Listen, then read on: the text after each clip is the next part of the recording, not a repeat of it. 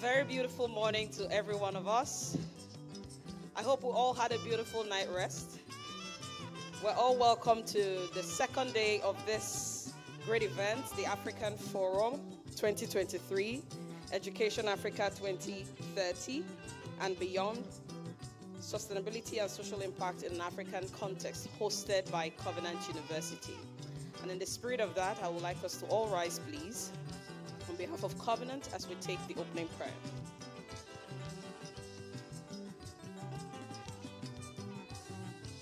Let us pray. In Jesus' name.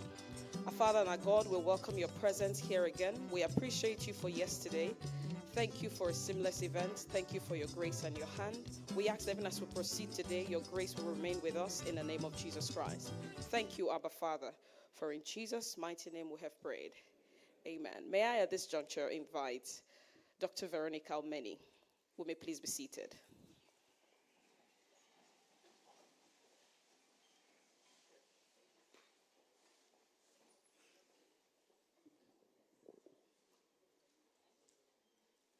So a warm welcome and a very good morning to everyone present. We hope that you had a restful night, ready and refreshed for another day of proceedings today. So it has been an amazing experience to be here so far. I think we had lots of highly spirited conversations yesterday and opportunities for networking as well across our different guests. It has been truly stimulating to find out more about you individually, both as people and as institutions, and we are really, truly grateful for that opportunity. So today we also have a day full of events, full of discussions. We will also be presenting data and information to you, insights which we hope will put into context some of the conversations and topics we've covered in the forum. And there will be an opportunity as well to discuss different points of view in our debates. And last but not least, we will also have a consultancy type of discussion towards the end where we would like your feedback. So for that last session, we would very much welcome your interaction with us as well. So to start off the day, I would like to invite Professor Peter Akinsola Okabukola, who is the former Executive Secretary of the National Universities Commission in Nigeria, for his keynote on Nigerian higher education and rankings.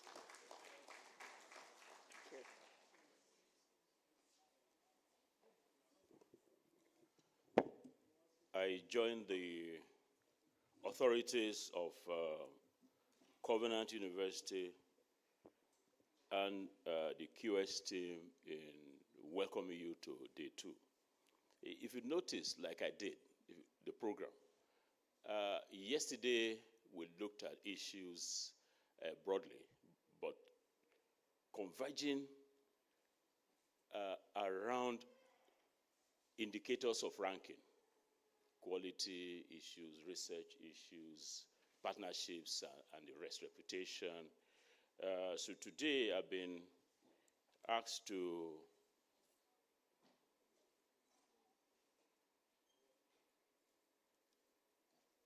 share my thoughts with you on the ranking environment, the ranking landscape in Nigeria. Ranking everywhere. Yesterday when our very able director of events was concluding the lunch break session, she said, speakers, go to one room over there. Other ranks, go to that. So she ranked us. Whether the food is ranked in whatever way, because I had to go to where she directed me to go to. But definitely with every ranking, you have some measure of, you see, where the Vice Chancellor of Covenant University will sit, I can not sit there because he's higher ranked. So there's ranking everywhere. And even in the animal kingdom, when we're doing zoology in those days, you say higher mammals, lower mammals. So actually the higher mammals, these people here, they are the higher mammals, lower mammals, the plant kingdom, everywhere. Even in heaven, there's ranking. So we can't escape it. We can't escape from ranking. But what I'm going to do is give you some, in the 20 minutes that I have, give you some background information and then focus on the theme of this address, which is about the ranking environment in Nigeria, the Nigerian higher education system. I hope you're happy with that. Even if you are not, you are a captive audience. So anything I do, you could have until after 20 minutes. So let's take ranking. Ranking has to do with you get a set of indicators or metrics measuring and the ranking from number 1 to number last.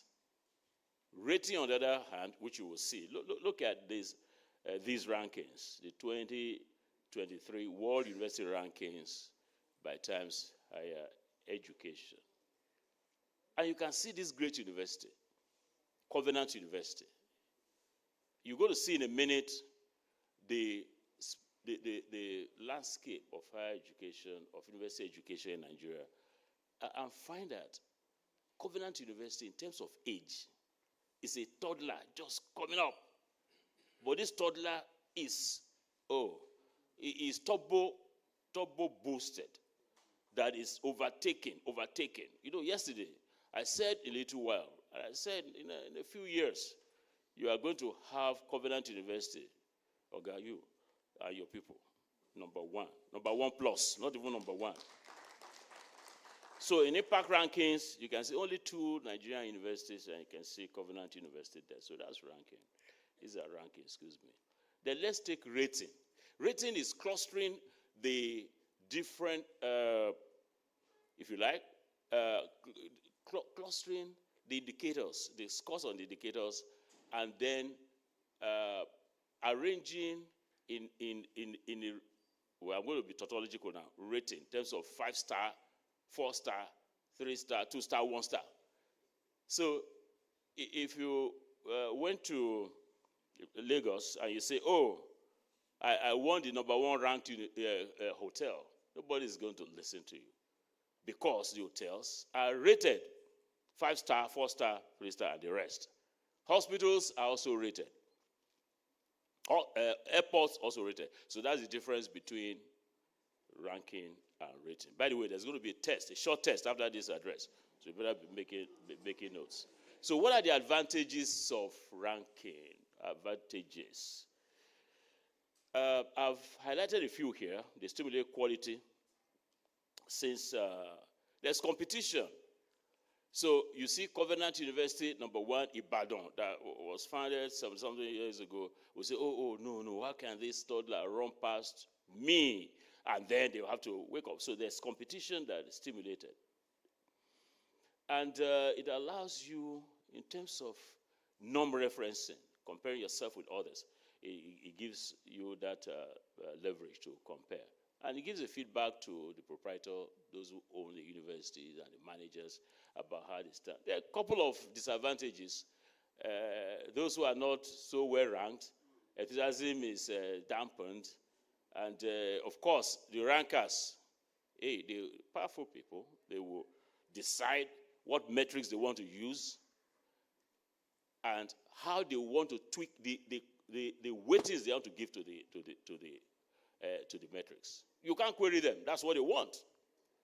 So if you give me a set of data now, I can decide by tweaking to make Pan-Atlantic University number 1 in the world. I can make Pan-Atlantic University number 10 in the world. It's idiosyncratic by the level of the rankers. So let me give you a little bit of history. I'm moving now to the Nigerian setting.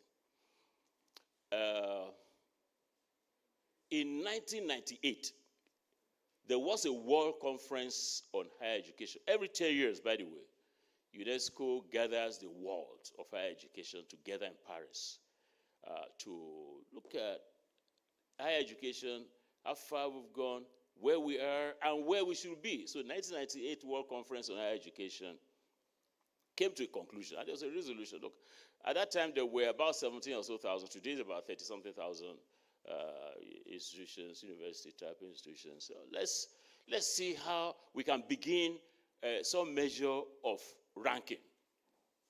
That was at UNESCO. Of course, before that time, you had US World News and all these other organizations ranking their universities. So a team was put together in Paris. I happened to represent Africa. We were about 8, one per continent. And we developed a set of indicators that could lead to the takeoff, inaugural ranking of universities globally. Providentially, that was 2000. By 2001, I was appointed Executive Secretary of the National Universities Commission. I said, this gives me a vantage position to try out this thing that we looked at globally. So we came together and I said, well, let's look at these indicators. And I called a meeting of vice chancellors and I said, VCs, do you mind our ranking? Oh, I said, that's fine. So these are the indicators, the global one. Okay, we don't like this, so we like this. And then we began the first ranking of universities in Nigeria and also in the whole of Africa in 2001.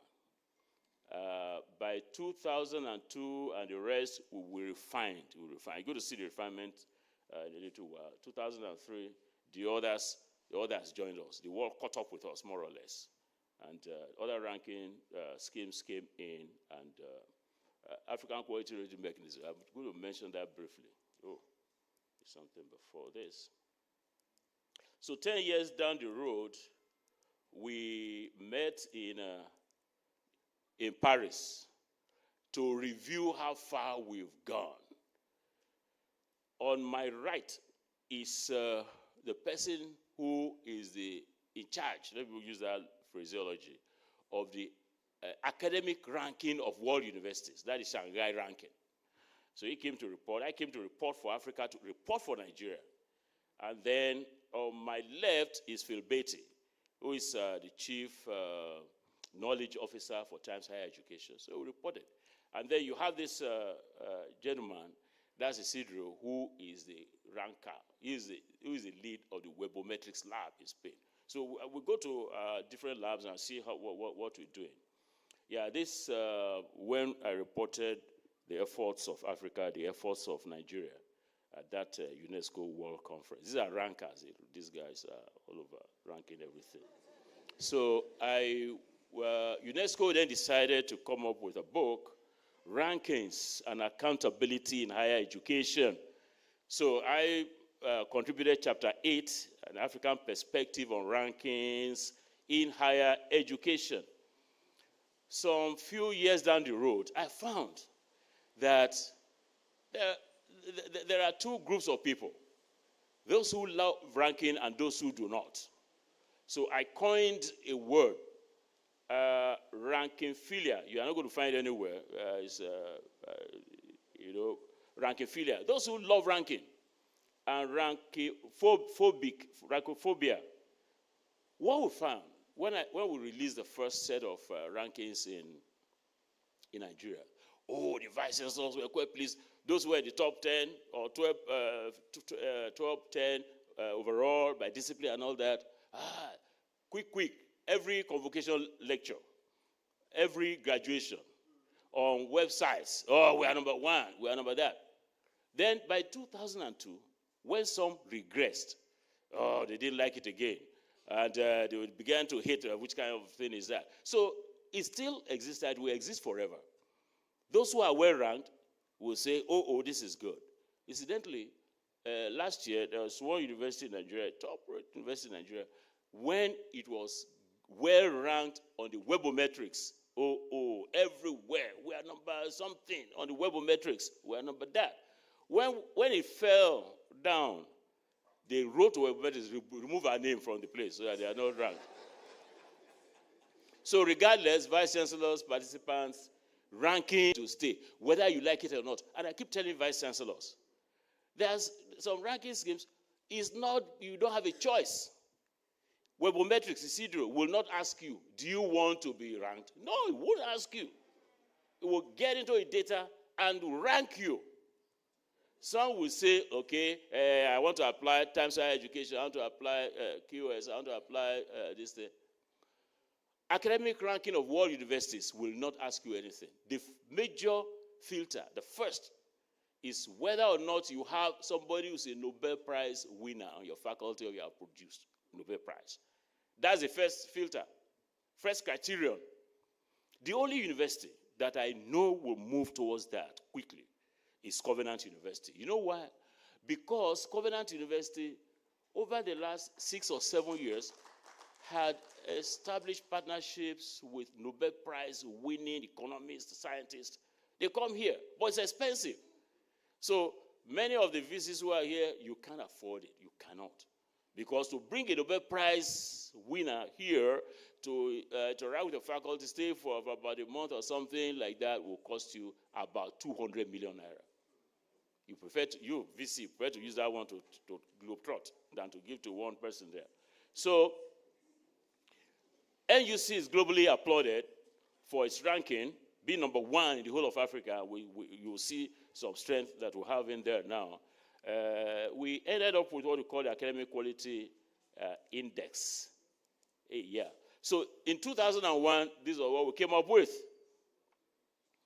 We ranked universities by several indicators and aggregated them into what we call the Academic Quality Index. And we found the mean value and then ranked all universities on account of that.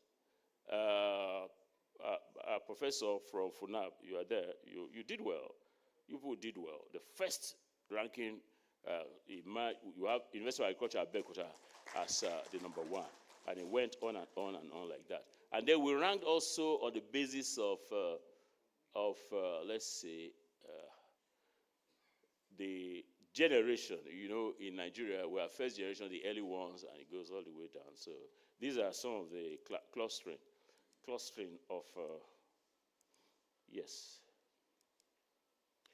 By 2017, we had what we call the OER ranking of our universities on the basis of the open educational resources that they hold.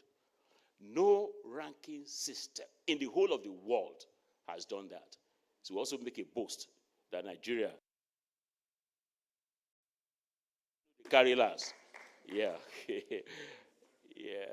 So by 2006, when I left office as executive secretary, a new pharaoh that came didn't recognize Joseph again and just sidelined the thing. But you know what happened? Nature abhors vacuum. So you had so many organizations posting rankings saying that NUC, but it's all fake. So my boss, Professor Rashid, that came, who just left, said, okay, let's revive this. So we revived it. And Nigerian universities fear no giants. Relatively young ones, as I mentioned, like Covenant University, are galloping rapidly forward. Now, I give you a bit of history, as I'm going to go quickly now.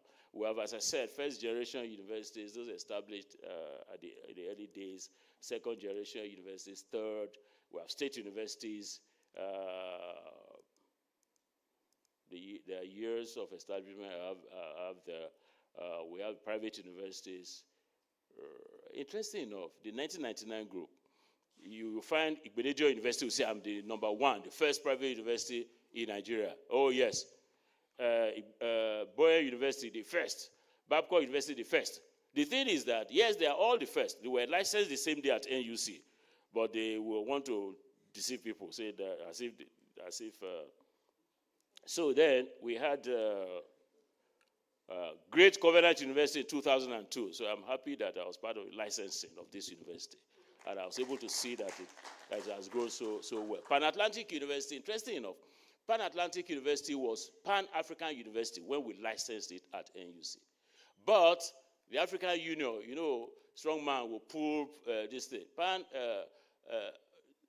African Union established the Pan-African University. So there was some clash with it, and then you see drew attention, and happily, former Pan-African University decided to go big, Atlantic. Atlantic crosses everywhere. So it's now Pan-Atlantic University. I'm happy that the Vice Chancellor, you are here, and I wish you all the very best. So for the 2021 rankings, we decided on picking a set of indicators. And the way we go about it, anyway, you see that in a minute, we pick 4 from Times Higher Education, set of indicators for 2021. From AD Scientific, we pick 4. Then the AUC one that we've been carrying over the years, we pick 5. I use the plural pronoun we for a reason. So let me walk you very quickly through the process. The first thing that we'll do is to bring everybody together. And I tell you, I need somebody to come and contest that with me, that this model is the best that you can get. But the others cannot attain this because of the rigor, because of the logistics that are involved. The first thing we did was to, just give a minute, let me get into...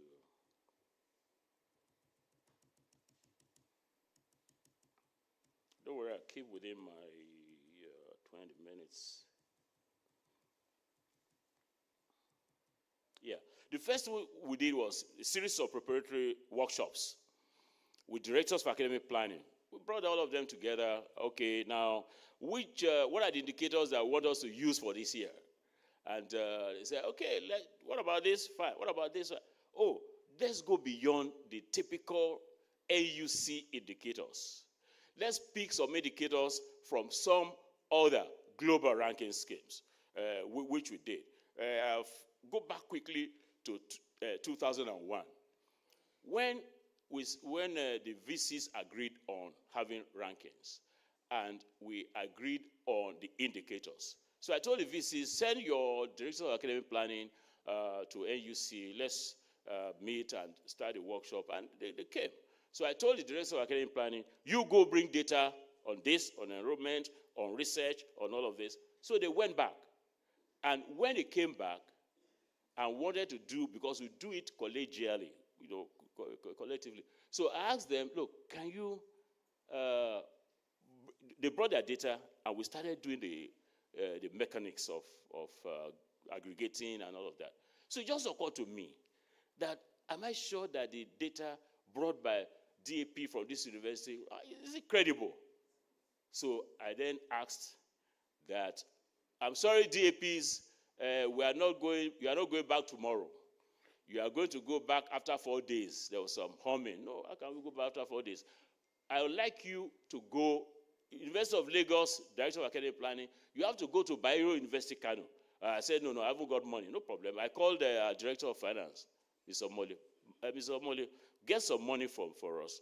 And I gave money to all of them. And I sent them to the different universities. When they came back, ladies and gentlemen, huge gap between what they brought and what those people came to, what they validated. So we then ended up with something. So for this one, we did the same thing. We had the workshops, we agreed on the ranking thing. We had consensus on the 12 indicators for 2021 rankings. We improved on it a little bit. We added 2 for 2022. And then I set up the online platform. Pour in your data. And they poured in their data. And then we asked DAPs from, like we did in 2001, okay, you go check the data submitted to AUC.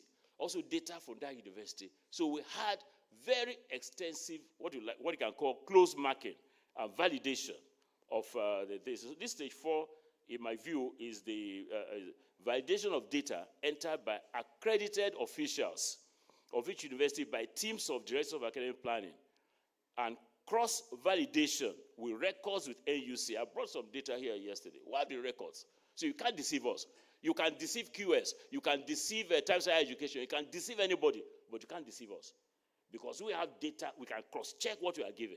You cannot, QS, you cannot. They will give you the thing, you say you are validated. I just laugh. say you are validating, you go try. So this process hiked the credibility of what we're doing and plugged entries of rogue data. We did data analysis.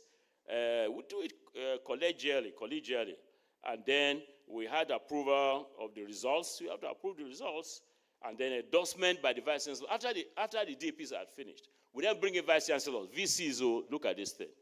So VCs will approve it before the executive secretary releases it. So that is not done by any, I tell you, any. I'm in the ranking business globally, say for 22 years. So I know there is none that does this. But they cannot do it because of the logistics involved. So these were the indicators that we used, the ones selected from Science Higher Education, from AD Scientific, and the rest that we have. So these, the 21 indicators: student-staff ratio, percentage of international students, percentage of full programs, efficiency defined as you enroll students, a cohort, 100 level, reading political science, BSc political science, 100 of them. You expect that in 4 years, they should graduate. In 4 years, only 50 graduate. So efficiency is 50% because output over input is 100. So that's, we measured efficiency. They brought data for that cohort, and then we did the efficiency thing. H index per capita, these are Google Scholar things. So we computed the data, the totals, and then we released the results. The 2021 ranking of universities, you find it. I'm going to show you the site. If you go there, 2022 results have also been released. We have the 2021, 2022 there. The beauty of our Nigerian university system ranking is that we have several classificatory variables that you can measure. If you took, for instance, Pan-African University, you can find out how Pan-African University stands within the southwestern geopolitical zone in the different disciplines. You can find out how it stands with regard to proportion of international students, international staff. You can see all of these things here. Federal University is top 10, state university is top 10, private university is top 10. And I must tell you that Professor Ajit, are you here or is left? Yeah, you are there. That university is doing excellently well, private university category. It's a relatively new university, but if you go to that university, the building is almost touching the cloud.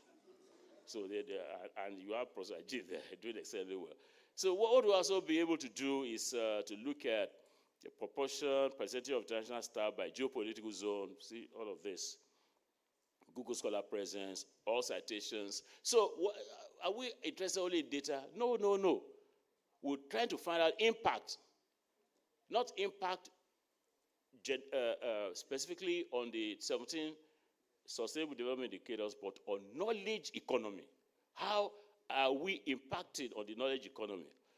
Defined as you can see there, and the key pillars or the 4 pillars of knowledge economy. So we're able to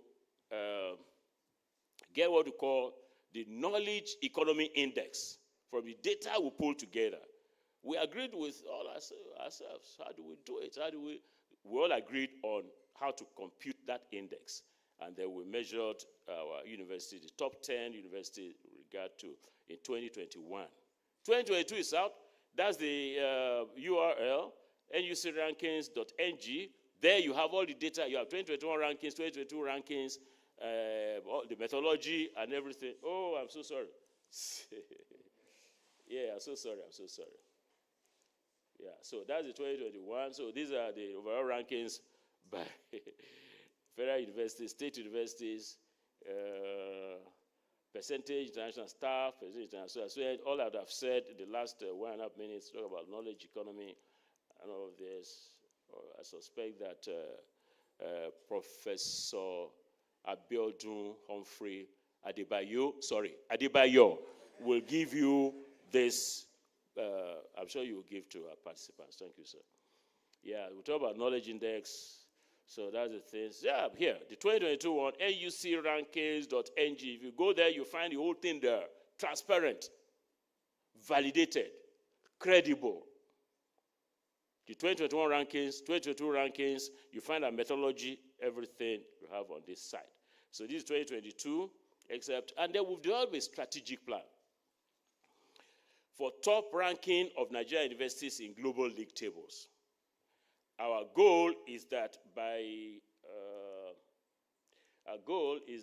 2030, several of our universities will be among the top, and we'll install a mechanism for making that to happen. So what am I concluding with? What are the recommendations, and what are the takeaways? I'd like you to note that the Nigerian university system, we have resurrected the ranking system, and we have picked a set of indicators to measure impact on knowledge economy. And 165 universities in our last edition were ranked. And we'd like to applaud Professor Abubakar Adamu Rashid and Professor Noel Biodun Saliu, our regulator. Where's the man? That's the man, the regulator. For all they are doing, relenting efforts in bolstering quality of the education system.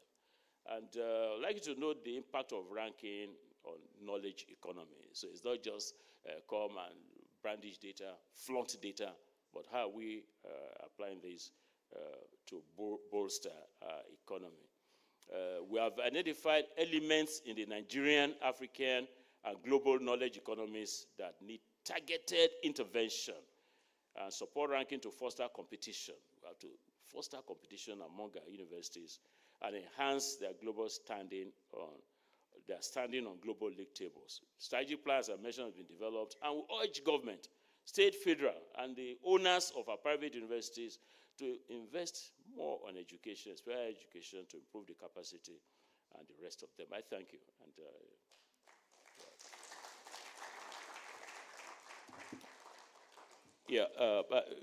I can do that. If you have questions, we have a few minutes. There are observations and questions. I'll be delighted to share this. Yes, sir. Can somebody give my boss here, the high mouse here, give the microphone will help to. Thank you, sir, for the wonderful presentation.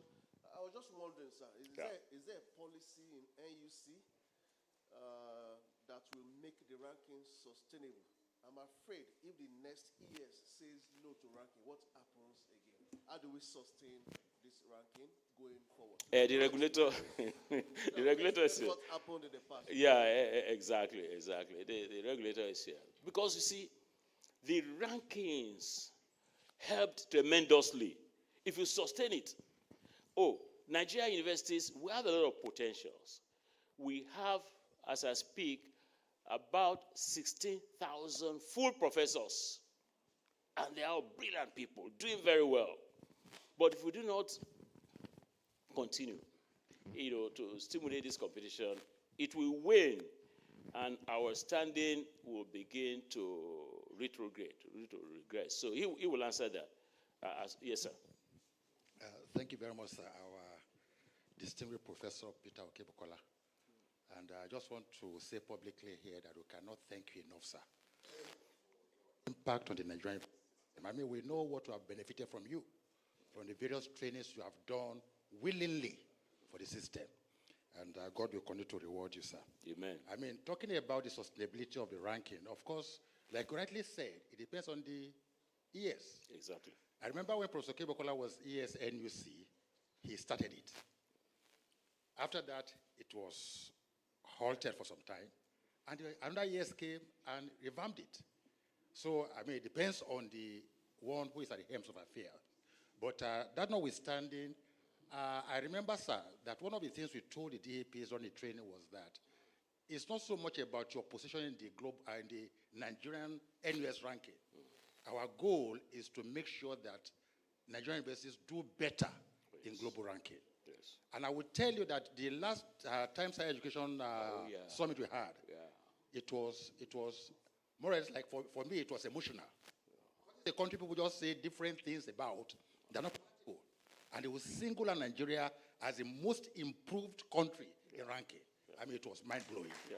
So we owe all this to you, sir, and we are very, very grateful. All glory to God. And another thing is that, I mean, you see many universities now using one of the indicators, this H index and Google Scholar appearance and things like that, to even be part of their promotion criteria. Of course. Which is also helping our system. Exactly. So I think these are the benefits we derive from the Nigerian-based system ranking. Thank you so much. We appreciate you, sir. Thank you so very much. One or two more, and then I'll yield to Rinka. Thank you, Prof, for the yes. Insightful presentation. Prof, with your experience in quality assurance and accreditation in higher education, if you are to advise global ranking institutions, time, higher education, QS, etc., what would be your suggestion to them in terms of improvement of the indicators and the metrics they use? So, for example, if you look at quality of education, data on quality of education, we know what we present. And the quality assurance institution, accreditation institution also have certain expectations. What input there from an African perspective? Yeah, thank you so very much. I think, as I said, the ranker has the first say and the final say about what metrics or what indicators they want to use. So if my advice is sought, I will offer it as I've been offering to all of them. Go to the lab in Spain, Webometrics, in the academic ranking of World University, the Shanghai people, we offer them advice. But it stays at the level of advice because for them, they want to decide how they want to tweak their metrics. So we offer advice that we want to. Let's take a last one. Thank you, sir. Yeah, last one if there is. Pardon, sir. Vice Chancellor. Oh. Thank you, Prof, for the presentation. Yeah. All right, Prof, thank you very much. I want to find out, you mentioned that I think at step Can you please introduce yourself, sir? All right, my name is Joseph Koyotufo from the University of Professional Studies. Very good, well done. Professor. I want to find out, you indicated that at stage 3 or so in the earlier case, you said there was a validation. I want to find out whether consistently in all the various years that the data was collected, there was cross validation, or it was just the first one? No. Every year. No, let me answer that quickly. Okay. Every output from the Nigerian ranking, Nigerian university system ranking, every data, or if you like, datum, is validated. Okay. You see, we are very touchy in this part of the world. When with only one mark, only one score, one university can be on top of the other, can be ranked higher. So everybody is careful. I mean, the validation, straightforward answer is that validation is a central theme of the process. All right. Thank you. The other is about the extent to which you picked indicators from the other world ranking bodies vis-a-vis what specifically you want to reflect in the Nigerian case. Because I heard you mention that you picked from other, but I want to look at the extent to which you picked from the other world ranking as against those you use specifically to Nigeria. Thank you. Oh yeah, it's, as I said, it's collegiate, it's collectively done. The first level is to ask the vice chancellors, show the vice chancellors, like in 2020-21, we had a set of indicators. Are we happy with that? Oh yes, but look, one other ranking scheme has come out and people are using that. Can we take one or two from there? And they say yes. They will bring the directors of academic planning, and we agree on whether to add or whether to support what the vice chancellors have said or not. So it is not me, it is done collectively. And the way it is done is this. For instance, the AD Scientific, by the 2021 edition, AD Scientific just came out. And everywhere it is AD Scientific that they were quoting. So the director of academic planning said, oh, no, we must pick some elements from AD Scientific. Which elements? We check. Oh, this one is the same thing as we're doing. This one is the same thing as, oh, these two are not there. So put the two there. So it's by comparative analysis, and that's how we get them in there. But done collectively. I thank you all once again.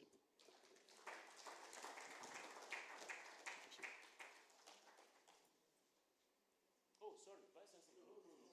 No, that has to happen. That has to happen. If not, we'll close this gathering. Yeah, Vice Chancellor, take the floor. Well, thank you for this singular privilege and honor. And there's no doubt, sir, you have really made us proud, and we're excited always about you. And thank you for all you represent within the Nigerian context and the African. Yeah, I want to find out, sir. This is laudable, and our friends from other African countries are here. I don't know if we have this within the national regions in other African contexts. For instance, in Ghana, do they have the rankings done in Ghana? Do they have in Egypt? Do they have separate one? And maybe I don't know if you are aware if it is. But also, as a member of the board of the Association of African Universities, we are also looking at how to come up with another similar ranking that will also be collectively representative. You may want to shed more light on that if you are familiar with other national rankings that we have. Thank you. Yeah, I'm familiar. Thank you, Vice Chancellor, and thank you for hosting us so well. When in 2001, when we had our first ranking, I think one North African university system, I think Tunisia, had its ranking, but I'm not too sure that that was sustained. I'm not too sure it was sustained. I'm not too sure about the spread of the ranking bug, like the coup that is happening. I'm not too sure. I'm not too sure that many more African countries are doing. But as you said, the Association of African Universities is moving in the direction of stimulating ranking. Thank you for your service on the board. We're tracking your contribution to the board, and it's good. It's exemplary. Very good. In 2012, I'll soon finish, please. Okay, because it's a VC's question. I think it was in 2012. The African Union people said, oh, these rankings, they just sideline African universities, that it is jaundiced, that they are wicked people, they are Eurocentric, that this thing. They want to set up their own. Ah, good. So, Professor Yewole, who is the current Secretary General, was a very senior staff of the African Union Commission. And he was given the mandate to move in that direction. So they said, oh, they're not going to call theirs ranking. They're going to call it rating. You know, I highlighted that rating in that one. They're going to call it rating. So he said, oh, what's the name? African Quality Rating Mechanism. So, Pastor Yewole, you begin that one. So they invited me and said I should be the consultant on that project. And I told them flat out that it's an exercise in futility, thinking that you want to now not go along with that. So why don't you pick the indicators, do a gap analysis of how you are not doing well. It's essentially in research. And the environment is not clement enough to do the kind of research that they are doing over there. The labs are poorly resourced. The human resources don't have the latest knowledge, skills, technologies to do. So they said, no. They said, you are one of them, so don't. I said, no, not that I'm one of them. I'm just telling you the truth. They just went ahead and set up the African Quality Rating Mechanism. And the goal was to rate everybody and then cluster them. Say, for 5-star or grade 5 universities are this. 4 is this, 4 are this, and all of that. So they administered the questionnaire, and I had to do the data analysis. When I provided the data, first of all, there were incomplete data in many of the places. And when I did the analysis and I showed them, I said, see. So they changed tune. They said, okay, fine. It's not going to be African. It's going to be African quality rating mechanism, but it's going to be an instrument for self-introspection by each institution. You take the instrument, you see how your vision, your mission, and all this were, and what gaps are there. So you do that. You rate yourself. I say, you see, you can't escape that. But fortunately, Professor Iwole, who started that one, is now the CEO of Association of African Universities, and is moving in that direction. So I foresee that, and if I ask that I establish some link, appointed me to establish some link with Dr. Ashwin, which will be discussed. I expect that in another few years, we'll move in the direction that you are prescribing. Thank you once again.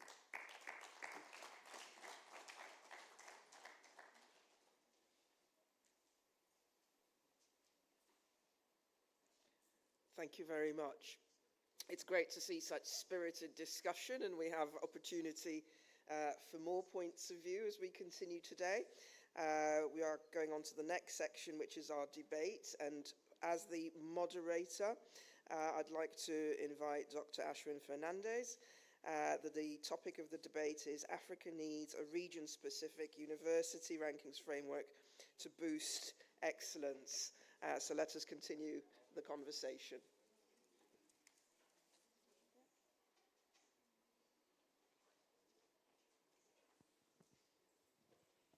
All right, thank you so much, Veronica.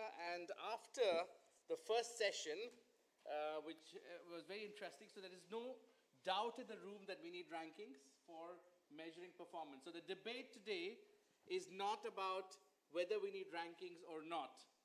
The debate, what we have today, is does Africa need to be treated differently with a region-specific methodology or indicators for measuring excellence, okay?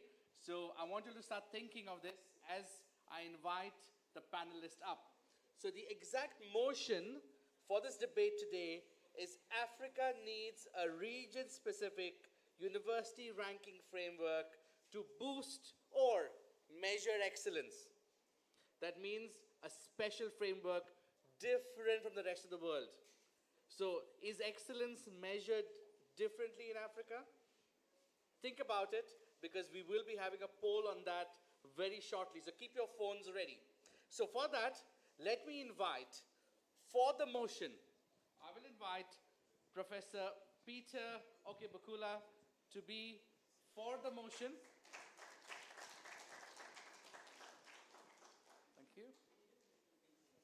And against the motion, I have Professor Abiodun Adebayo.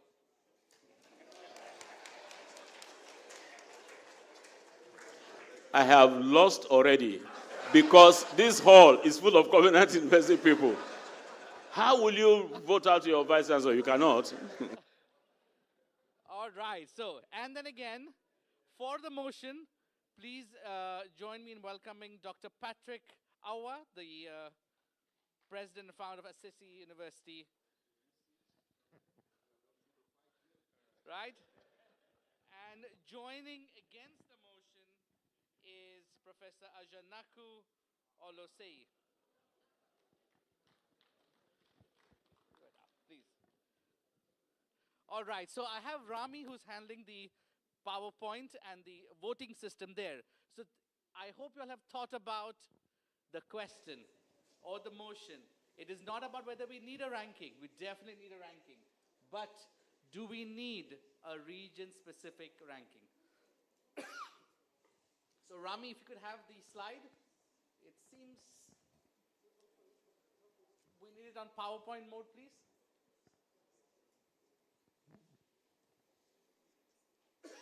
Sorry. So if we can all, and we already know where you all are from, So if you could start Menti, and either you can scan the QR code or go to menti.com and type in the code. So, do you agree, or are you for the motion with my colleagues here, or are you against the motion that we don't need a specific region-specific ranking framework if we have to compete or if we have to look at excellence? So we want to know, what does the room feel? And I hope the votes will start to pick in very quickly as you are voting for this. So the idea, if you have watched the BBC's Intelligence Squared debate, we want to change the perception in this room. So we have 4 for agree as already. If the QR doesn't work, I would suggest to go to menti.com and type in the code.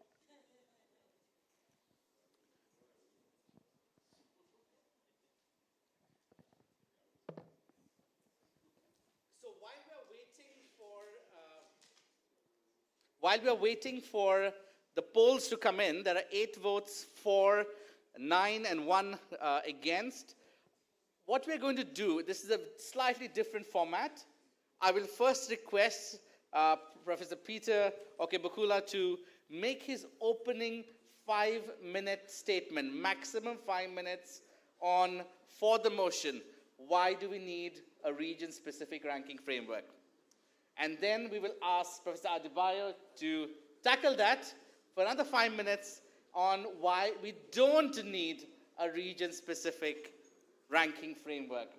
And after he's done, we will invite Dr. Patrick for the motion on the topic, and then the concluding 5 minutes for Professor Ajanaku to make his against the motion.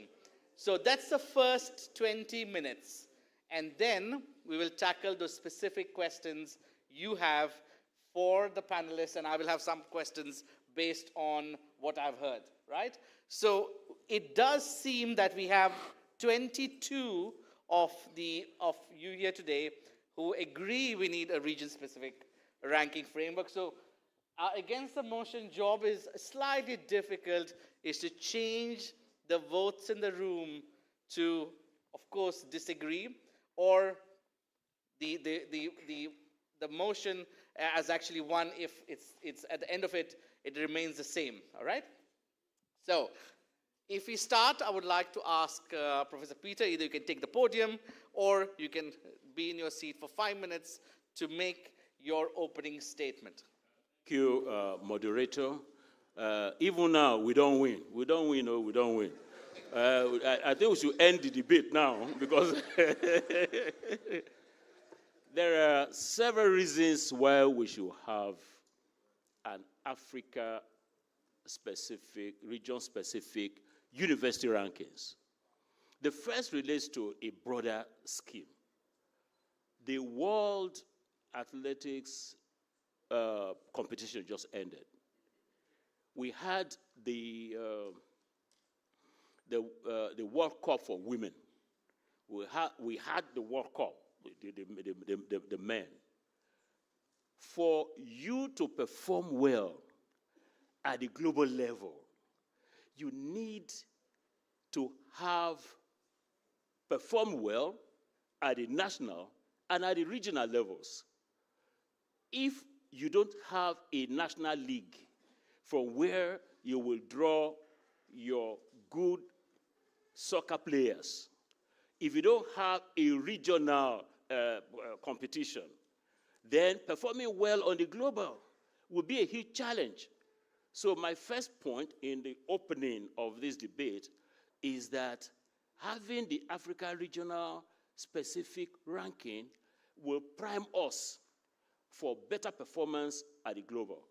And related to that, that's the second point, is that it will help to do a gap analysis of where Africa is and where it should be on the global. So if you have an Africa-specific, it will reflect our cultural, our socio-cultural context, and also the global context. And thereby, we will be able to strive to improve at the national level, at the regional level, and of course at the global level will fly and fly very high. If we don't have the regional, and if we just make a show at the global, it's like you taking Professor Adebayo now to go and play, to go and ice your soccer. Yeah, it's very, very good.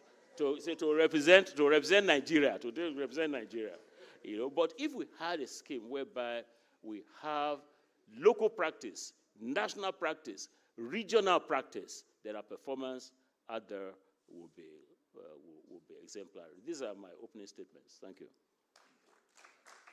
So you made an interesting comment on a regional league. So before I give the mic over to, against the motion to Professor Adebayo, what I'm hearing is that we should have a regional league, but do the rules need to be different? Okay? Think about this, everyone. And over to, we can actually disconnect the poll because I think we have 45 and 9 against. Okay. All right, so over to you for your opening statement on why we don't need a region-specific ranking framework. Well, thank you so much for having me on this panel and on this debate this morning, even if it is against my wish, but I just have to defend it. And also, who am I to also contest against our distinguished professor whose ranking has been in his blood right from this, before he was born until now. But for the purpose of this, I think we do not need a separate ranking, that is regional specific ranking, for the following reasons. Now, I'm afraid that we're going to begin to dilute and water down the quality because global visibility will be missing. It doesn't matter where you are from. If you are from the village, you must, and you are not well known outside there, nobody will know you. So what global ranking does is to place everyone, give everyone a level playing field to compete favorably. I'm excited when he mentioned that World Cup, the World Athletics Championship. Can I imagine, because what this might result into is to begin to reduce our reputation as a university. How? Meaning that we need to now downscale after we now begin to have African spec. You know, African spec, American spec, they are different, Nigerian spec. So that's one of the vital reasons I don't think we need a regional ranking, because it's going to water down on academic reputation, teaching reputation, and we might even begin to say that we can reduce the size of the goal post. That's the meaning. Because it's going to water down because we just want to make a mark. And we say, okay, let's have our own African regional. And it might also kill innovation and creativity because we have now been confined. Nobody will think globally. Nobody will think outside the box. And that's why I feel that we do not need this ranking for the moment. Let me stop here and watch as the game goes. Excellent, excellent point. I think this is the kind of debate we want, all right? So, with that point, to Dr. Patrick, do we want to lower the standards by having an African ranking framework? Okay, thank you very much. So I would like to start my comments by just first asking the questions. Why do we have rankings at all to begin with? Basically, rankings are information that are really useful to two sets of people, customers and the managers of universities. So customers need to know where to go. And customers, by the way, include students, their parents, the government, and so on. And management needs to know what to measure, because what you measure is what you manage towards in order to get better. Now, when we talk about global rankings, often we're talking about global research rankings. In fact, the global research rankings call themselves global rankings, period. But it is the case that there already are regional rankings and country-specific rankings. In fact, until June of 2023, Africa was the only region in the world that did not have a regional ranking. The regional rankings in Asia, in Europe, Middle East and the Arab world, North America, Oceania, and South America. And what do those regional rankings measure? I'll just list them because I went through to see why are there regional rankings and what do they measure? They measure things like career development of students, teaching quality, internationalization, academic business collaboration, graduate salaries, social service, staff-student ratios, program completion rates, teaching and learning conditions, and opinions, which are controversial, so opinions of our academic peers, opinions of businesses, opinions of the public. They also measure research, and they also measure, there's one ranking that measures the size of your website and how open your data is to the world. They measure these because they care about more than research. And in fact, many of these regional rankings actually started before the global research rankings started. So I'll make another case that a year ago, we at Ashesi University did a study. And what we did is we hired an organization to go and survey, interview 1,000 people in Africa, Ghana, Zimbabwe, Kenya. And these were people from all walks of life, market women, students, professors, business professionals, government officials, etc., with three very open-ended questions. One, what are the biggest problems confronting Africa? Two, what should universities be doing about these problems? And three, what stops them doing so? So we got this rich data set, and then we handed it over to THE and said, this is what Africans care about. Now, I'll just list a few things, the top 5 or so in each of those questions. What are the biggest challenges confronting Africa? By 1,000 Africans, number 1 by a lot is bad leadership. Number 2, unemployment. Number 3, corruption. Number 4, poor education quality. Number 5, a lack of research and innovation. What should universities do about this? Number 1, equip students with necessary skills, practical education, technological education, entrepreneurial education. Number 2 is teach positive character and ethics. Number 3, revise curriculum. 4, improve infrastructure. 5, drive innovation. And what stops them doing it? Number 1, by a lot, is funding and resources and infrastructure. And number 2, leadership and management. And then number 3, creativity and innovation. Number 4, teaching effectiveness. So clearly, Africans want us to be doing more than just research. And the question is, are the global research rankings measuring these? In fact, are any regional rankings measuring things like how we affect the character of students or how we teach ethics? And how might we even begin to measure those things? And then the third point I'll make is, I think we forget that it used to be that universities and research institutes were mostly separate until the Second World War. After the Second World War, the Allied countries realized that without radar and nuclear weapons, if they hadn't developed those first, they might have lost that war. And they prioritized scientific research, technical research that would enable military applications. And they did that in the universities, okay? And they put a lot of funding behind research, and not just measuring it. Those governments are spending a lot of money on research. If we only compete on research, we are actually playing a losing game. Our governments are not spending that much money on research, and so we will not be, in the top of those tables. That's one way we lose.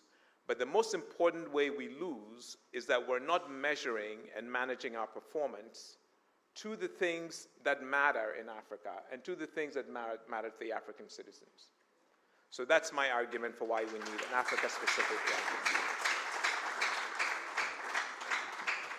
you have made you made very valid points, and many of those challenges are quite relevant to the global south. And of course, there are different regional rankings everywhere. Also, let me clarify, and maybe we try to separate it out. The regional rankings perhaps are required, but the question or the debate is on a region-specific ranking framework, right? And I like your point about, and we talked about economy as well earlier, and we spoke about research. As per the United Nations GDP, when you look at the GDP list by purchasing power parity, and we pick either QS or THE in this case, and look at all the ranked universities, 1,500 across both the list, about 1,200 are from 20 odd countries in the ranked order. So there is definitely a correlation between universities doing better and, of course, in the rankings and with the economy as well. So your point is valid, but also it's valid for the entire global south. It might, of course, be difficult to measure maybe soft skills, right? But we take this argument here on to against the motion. And you have a tough one there now because we've already made some points. It is not lowering the standard, okay? You have your 5 minutes, Professor Janaku, for against the motion. And you can probably focus on the key areas which Dr. Patrick mentioned, specifically on the soft skills and others. Is the ranking supposed to do that? Thank you very much. I also want to appreciate the QS and then for bringing me on this team against the motion, even though we are driving towards the motion. But for the sake of debate, yes, I think we will also critically look at it. Thank God he mentioned bad leadership, and that is common in Africa. Nobody is thinking about education, but globally, they are thinking about education. One of the problems we have in Africa is bad leadership. No leaders concern themselves with education. No leaders concern themselves with how do we improve on the curriculum. I appreciate Professor Bukola concerning the CC marks, the 70-30%, bringing in the soft areas in which our students will be able to integrate the entrepreneurial skill of what they are learning. So, if we have bad leadership and they are not thinking towards that, and even though the problem is global, but it is much more felt in some regions than others. So in Africa, one of the things in Africa, instead of us to collaborate, we compete. We are more of competitive spirit. If I'm doing something and then a colleague of mine enters my room, maybe I'm just developing a proposal, enter my office, I will cover it. Why am I covering it? And I remember when I was doing my postdoc, I will make a request within 24 hours, discuss at the seminar, because we usually have seminar every Friday. By Monday, the chemicals are supplied because we are open. But how many of us in Africa do that? I don't want to mention where I did my postdoc. It is not in Africa. But one of the things I have observed that is common in African continent is that competitive spirit. We need to deal with that. Bad leadership doesn't think about the progress of. So if we go this way and then we now, at the end of the day now have a framework for Africa, will that competitive spirit not come on instead of the collaborative spirit? That's one. Will our leaders change their perspective? Okay, he talked about funding. They are ready to release funds for political gyms. A leader wants to stay there for 50 years. Why? Not because of the aspect that affects the country in which it governs. So having a framework in Africa may not be very productive. And to look at it, the global world already has a ranking system. Okay, the H index we are talking about today, is it not globally? It was framed up by the world system. And all of us, it's not that I want to improve my H index. No. It is by virtue of the ranking or the rankers, let me just put it that way, that looks, and then they crawl all your profile. And at the end of the day, you have your H index. The Google Scholar is also there once you have an email. So having an African context without solving those issues or those problems, it becomes an issue and may not see the light of the day. I think I will rest my case there. So, if I'm hearing you correctly, you're saying there should be no rankings at all. Let's flow with the world ranking system. With the world ranking system, okay. Yes. Now, for that, I would like to tackle the question of skills from Dr. Peter, and maybe Professor Adebayo can, and we've done the opening statement, so now we'll tackle those individual points from each of the for and against the motion. So how do we tackle skills then, if you're only going to look at the global ranking and the challenges of the 1,000 students and people which they have surveyed clearly found there's a lack of certain areas to work upon in the African region. So if we start only looking at the world, which is of course research specific, are we going to neglect then? We'll probably neglect Africa then in that case. Thank you so much, Dr. Ashwin. Now, the thing is, we are not saying we should neglect the skills. I think even the rankers, in fact, I have a report here, how the rankers have equally been attacked.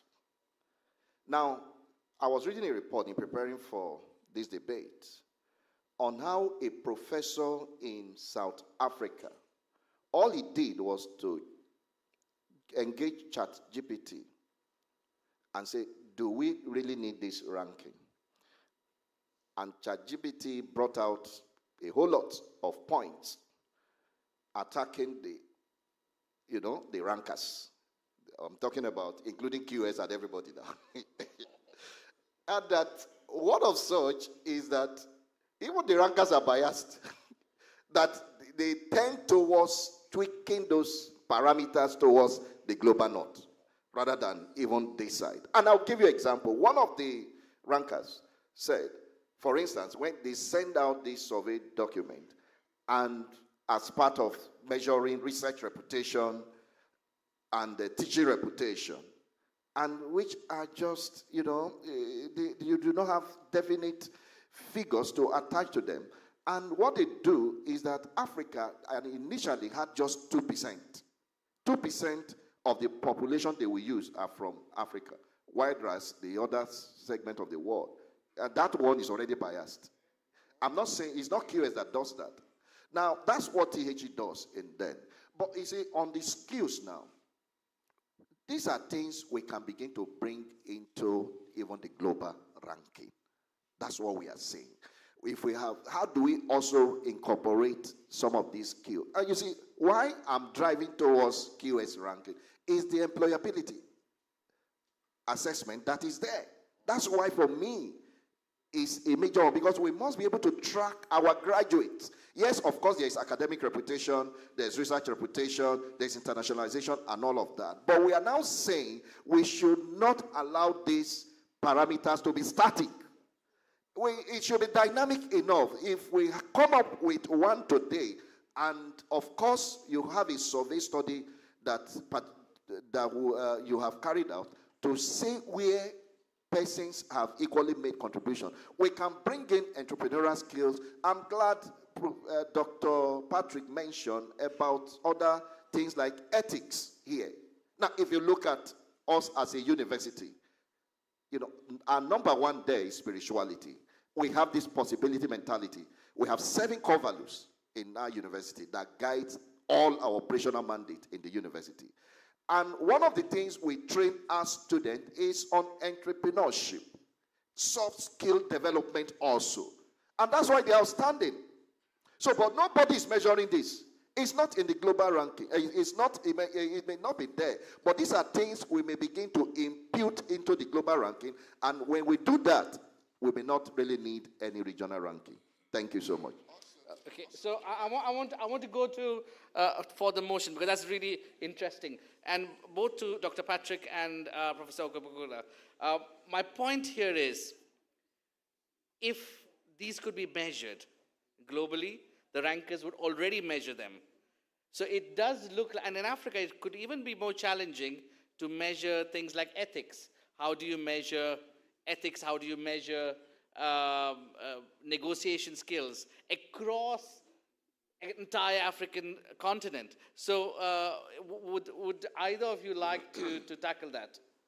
Yeah, thank you, moderator. First, this winning team wishes to thank our Vice Chancellor, Professor Adebayo, for submitting the last intervention to support our position, which is that you see, the matter of skills,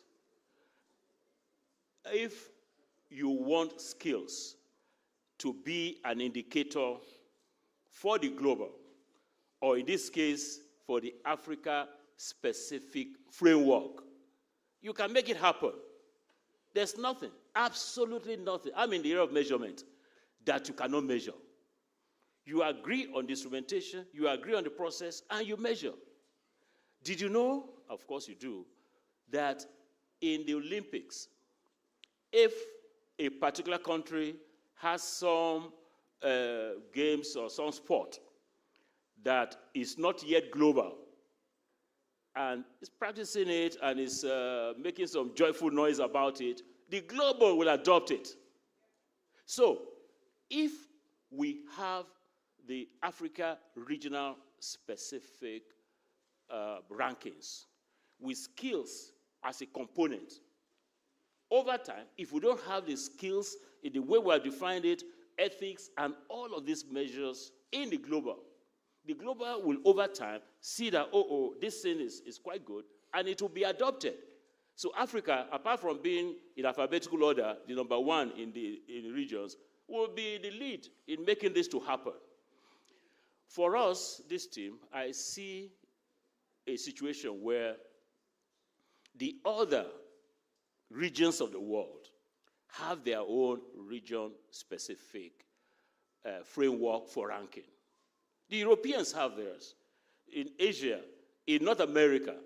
So you find a university in North America, the MBA program, say we are number one in the US, in US News. We are number one in the world. So we want to be able to, and we're left behind, and Africa should not be left behind. We want to have our own region-specific, with indicators that are context-specific, and we'll define it. We'll take the ones, just like we're doing in Nigeria. We'll take the ones that are national. Then we look at the rest of the world and say, okay, this is quite helpful for us, we take it. So it's not only about research. Several other elements can come in there. I hope you are clapping for us, because this thing should make sure that this thing goes. No, I'm not finished. Okay. Yeah, I'm not finished. Okay, I'm finished. So what I'm hearing from for the motion is that we should have a region-specific ranking framework. Yes. We could lower the standards. No, you missed the point. No. I want to contest that. I want to halt you there. Yes. We're not talking about lowering any standard. Okay. We define our indicators. We set our standards even up to or beyond whatever global that there is. And measure ourselves. By the way, there are two types of measurements, I would say. One is criterion referenced measure. Criterion referenced means you have a set of criteria and you are measuring yourself there. The other is norm-referenced assessment or measurement. You are norming yourself against the group. So I'm not saying that the criterion should be lower. No, don't put that one to our discussion. No. So that they won't mark us down. No, we're not talking about that. Okay. What we are saying, I conclude. What we are saying is that the criteria should be right up there, globally recognized. And then we measure ourselves within the African continent, measure ourselves there. So that Covenant University or Pan-African University or Professor Ajit can say, oh, we are #1 ranked in political science in Nigeria. We are #1 ranked in political science in Africa on the QS. QS hasn't got a footprint. I'm sure you're moving towards that now. But Times Higher Education has just had its inaugural, that's the first one, Africa, Sub-Saharan Africa. And it was launched at Ashesi University in November. Yeah, November, in June, excuse me, in June. So that's the thing. Thank you. Perfect. So, is this on? Okay. So we're not saying we should lower the rankings at all, but we are saying that the weighting of the different attributes should be adjusted. And we're also saying that there are things actually that the world measures for itself within regional rankings, but not in the global rankings, that we're not measuring for African universities. There are already ways to measure career placement or teaching quality. But if it's being done in a European ranking that African universities cannot participate in, then we're sort of selling ourselves short. The second thing is, when I think about management or key performance indicators, you have leading indicators and you have trailing indicators, right? So the ethics might be something that is very difficult for a ranking to measure as a trailing indicator, but you can measure it as a leading indicator. Does a university infuse ethics into its curriculum? Yes or no? Right? Funding. Africans are saying funding is a big problem. Well, how many vice chancellors and university presidents consider fundraising to be part of their jobs? What is their budget for fundraising? Do they have a team to help them with fundraising? Are they raising money from their alumni? Do they even know where their alumni are? Right? You can measure as a leading indicator whether a university has a process for fundraising as an indicator of whether they're actually going to achieve the quality that we all desire. that's an idealistic scenario, I would say, where no, it's not. Yes or no? No, it's not idealistic. I mean, look, after the Second World War, we might have said, how can we know what universities are doing in research? I'm sure it was very difficult back then. But today, we have a system for measuring it because we decided, or the world decided, that they needed to measure it. If we decide we want to measure it, we can find a way. It's not idealistic. We can be very practical, right? And also, I would say from a management perspective, we should sort of stop playing this game of if you can't do something 100%, then you shouldn't do it at all. There are very few problems that present themselves that way. Even being able to get to 50% of a measurement of something is helpful. And so we should not give up just because we can't achieve perfection. Imperfection at 80% is A, is a grade A, okay? So that's what I would say is we should not sell ourselves short. We should decide what is important, and we should make an attempt to measure these things. I'm coming to you all on that. I have one question before, and a very brief answer, please. Do you think there'll be a fear of institutions beyond the metropolis trying to just say yes, and the verifiability of that data could be a challenge? Like, do you support fundraising? And say, yes, I do. And how do you actually verify it across the hundreds of institutions in Africa? Okay, so I'm gonna take a stab at that. They say, yes, I do fundraising. Well, what's your budget per capita for fundraising? How much money do you spend per student on fundraising? And if you have the accreditation authorities involved with this and validating this, then you have your validation. What is the data that you've presented to your accrediting authority to show how much you're spending on fundraising? I send reports to my accrediting authority. I send budgets. I send audited accounts to the Ghana Revenue Authority. So you can devise a system where you're using data that has been validated by another authority that you are now including. Oh, and oh, by the way, are you comfortable posting this on your website? Yeah. Because, some people don't have any problems lying on their website, but if they do, you're going to hear complaints. Somebody say, oh, I saw this data and it's not true, right? I'm going to take that over to the other side. Is that practical? Do you think, and Professor Ajinako, you did mention about competition. Do you think that would foster unhealthy competition where everybody says, we have all the policies, we have everything there, and it's like an open book exam? Yeah. Yes? I mean, I want to hear from you on that. Sorry, I'm just trying to encourage a debate in here with us. Yeah. Anyone can put anything on the website. If it is not validated, then it's not a data. Okay. Any university can put anything on their website that this is what we do, this is what, but once we validate, then it becomes authentic, and then we can flow with it. Even our students, when I sit down with them in the lab and they are mixing A plus B to get C and D in a chemical reaction, I know the color of C. Okay. And I know the expected based on the theory. But if I now decide, and then we now discover that instead of yellow, we are getting green, then I have to look into it also.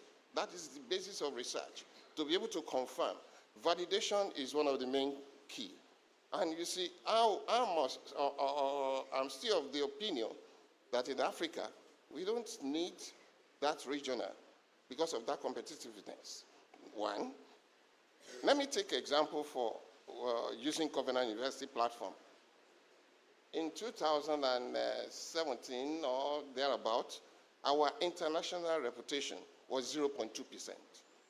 And how do THE measure international reputation? It is measured globally. It's sent to elites, experts, rankers over the globe. How did you see this university? And you see, Covenant University now started the race and then the drive. And today, we have improved tremendously. From 0.2, as at the last time I checked, I think we are on 3 point something globally in the THE ranking. This has helped because we are pursuing the global perspective. And then number two, you also mentioned something about funding. Funding may be very difficult in Africa, but Covenant has few grants. WHO, what is WHO? World Health Organization. It is not African Health Organization. And that has funded most of our research in Capri case. We got that grant from the World Health Organization, World Bank. We also have Melinda Bill Gates grant. It is not from Africa. Yes. It is global. So if you now stay in Africa and the authorities to be, or the managers of Africa, they are not giving us the fund. So how do we go about it? Raising fund. Okay. I think I'll rest my case here. I want to ask the audience here. I want to know the audience here. Make a comment? Okay, fine. Please, I'll African companies or organizations will normally support research. That's what you should ask yourself if you don't go global. Now, you want this region-specific one, and you want the money to be expended for, you want to get the money from global, you from America, and all of that. Now, it's good I also mentioned about reputation here. Now, if you look at the reputation of Africa, now it's already been dampened. Now, having another regional one will equally dampen particular regional specific one, not the one that is a subset. I think the one that is a subset is what Dr. Patrick was mentioning about, meaning that you have the global, you now begin to calibrate from that. That's not what we are talking. Meaning that region specific means that you design a specific framework that, speaks about issues bordering about those continents or about African continent. That makes it region specific. That's what he's saying, meaning that you are no longer using the global parameters. But again, if you look at reputation, now we are asking that international students, want to attract international students to our university. How many persons would like to even come now? Now we are now saying region-specific ranking. So I think for us, because if you ask some of our African, applicants now, how many of them are applying to African universities? How many of them are applying to Nigerian University or Ghana University or Malawi University? How many of them? Very few. A lot of them will do that. So if you have this region-specific one, it will narrow our mindset. And again, even when you have such, we may not still be able to deliver. It may not improve on our internationalization. Now, we have Jackpot syndrome now here in Nigeria. Jackpot means for those, everybody want to travel abroad for greener pastures. Having that on ground will, without also the necessary funding to back that up, to attract, to reverse the brain drain, I think it will be a meaningless effort. I rest my case here. All right. So my question to the audience here, how many university vice chancellors do we have? And in your vision mission statement, do you have or you do not have the word global in it? Or world class? World class. Anyone doesn't have the word world class, global? You don't? Okay. Okay, he's raising his hands because you're just Okay. All right. So fine. Could we? Maybe you could read out your mission if you like to share with us quickly for your case, because we are trying to, of course, go to the final polls now. Our mission at Ashesi University is to educate ethical entrepreneurial leaders in Africa. Okay, good. What about Professor Nasir?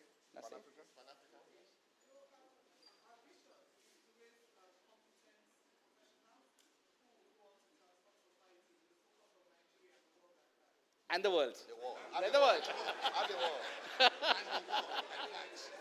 Okay, all right. So, I don't want questions. Do we have any statements for or against to support the votes? Please.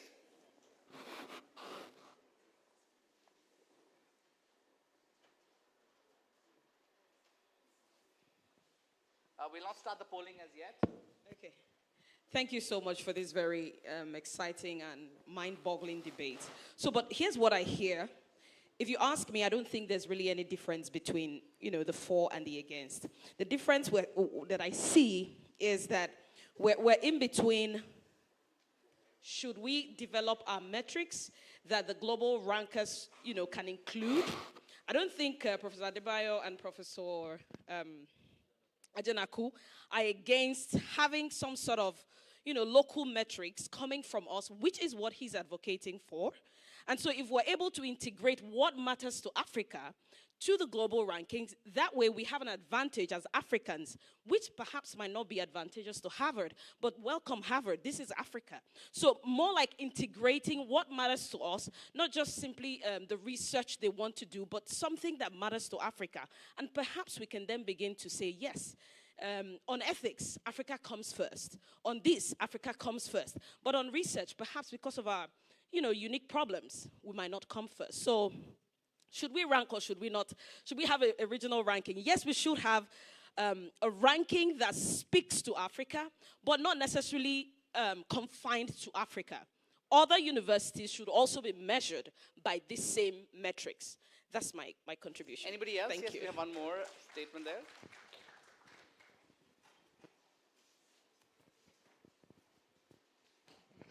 The name is Peter Bankole from Pan Atlantic University. If you are not on the table, you will end up as on the menu. That is what we are playing with. And yes, we will be part of the people in the dining room, but we are not the one taking decisions about it. If we have the population of Africans to be closer to 20%, and the voice is 2%, there's already an issue. You don't get a higher voice level by just imagining that the globe will accept you. No way. But when you have it at the regional level, and people begin to see the sense in what you are doing or saying, they will adopt you. And so that voice, we must amplify it ourselves. And there is no way you can do that the way it's currently structured. It does not favor us in any way. And if we do, I'm part of the education collaborative. And when we come together as Africa or sub-Saharan Africa, and we speak to those things that mattered. In fact, for us in the continent, applied research is much more important than primary research. I rest my case. Great. Professor Nas? I don't want to start another debate here to be against the points that my colleague from Pan Atlantic University has just made. But I'm just sort of wondering whether it has to be an either-or situation. Because the way I look at it is that if we look at the metrics, I think that there is an advantage for African schools and universities to aspire to global standards. I do believe that. However, we must take into, with university education is contextual, both in terms of what it is that you offer, where you place your graduates, and there are just so many other metrics.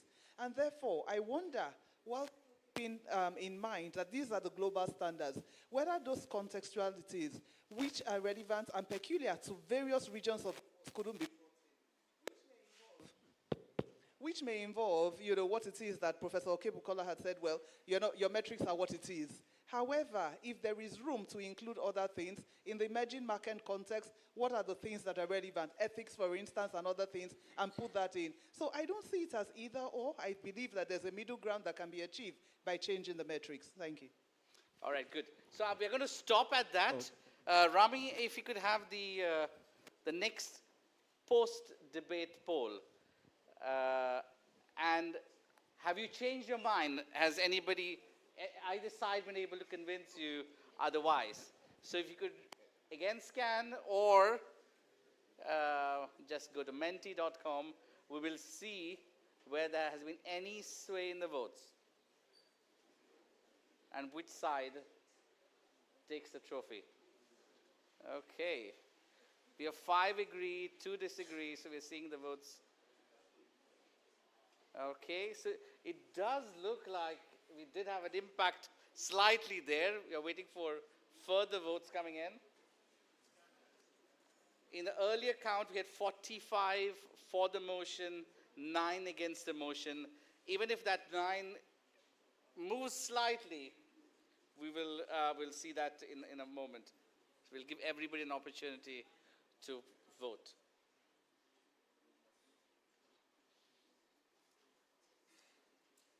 So it does look like the winners who are going to take it home is definitely for the motion, despite all the points made.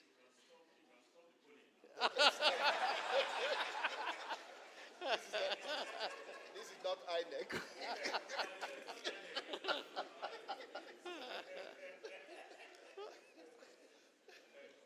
So it does look like you lost 2 of those votes who were disagreeing with you, or they have left the room. No, they are still coming. They are coming. Oh, they're still coming. Yeah. Okay.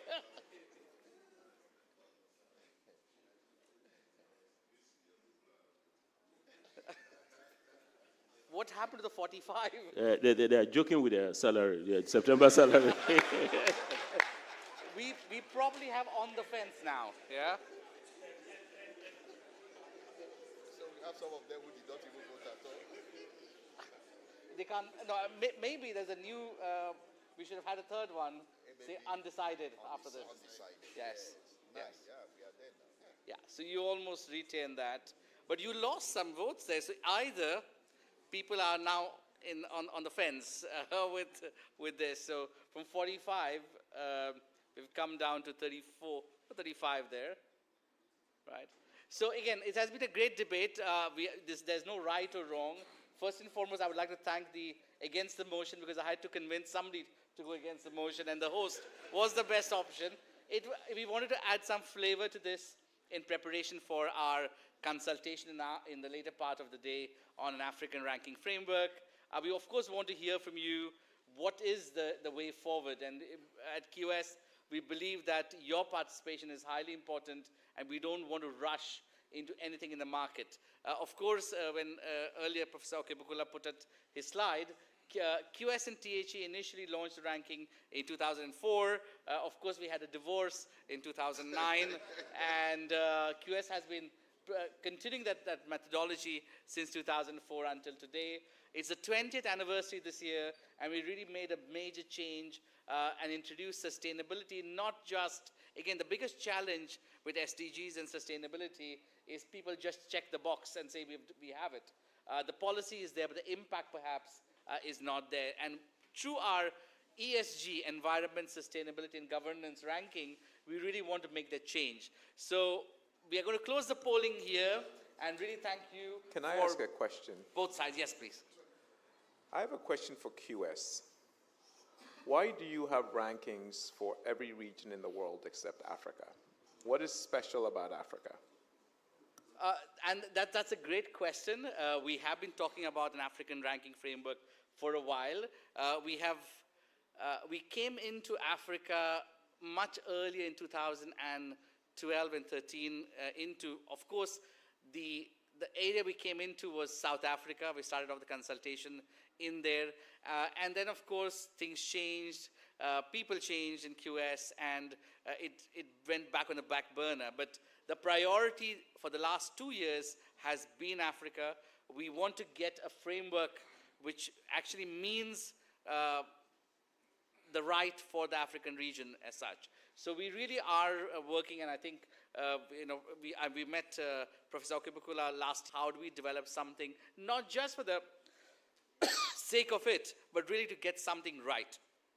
So we are on that fast track now, and we hope with your great ideas, we can finally come up with something which means not just ticking the boxes, but having an impact.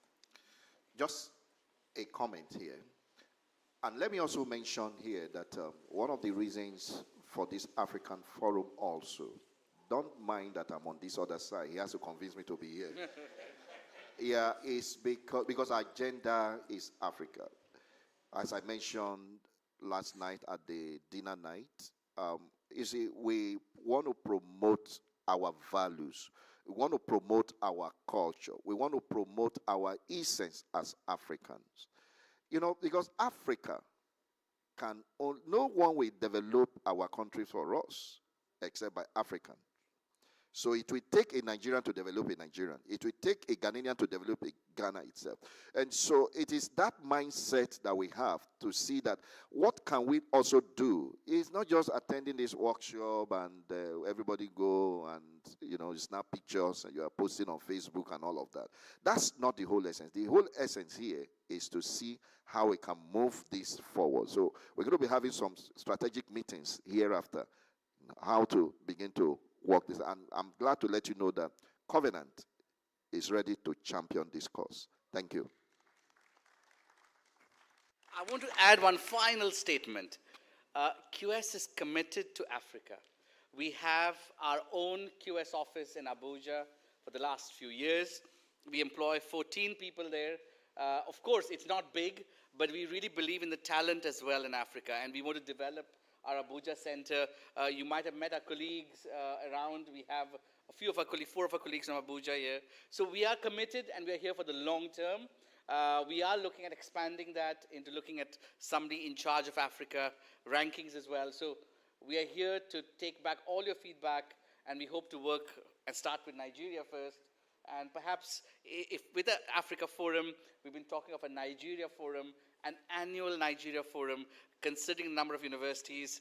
I think we should be establishing a voice of Africa on the global stage, and Nigeria is the start of that. Thank you so much. Thank you very much. Thank you. Thank you Yes. very much to the panelists, the debate.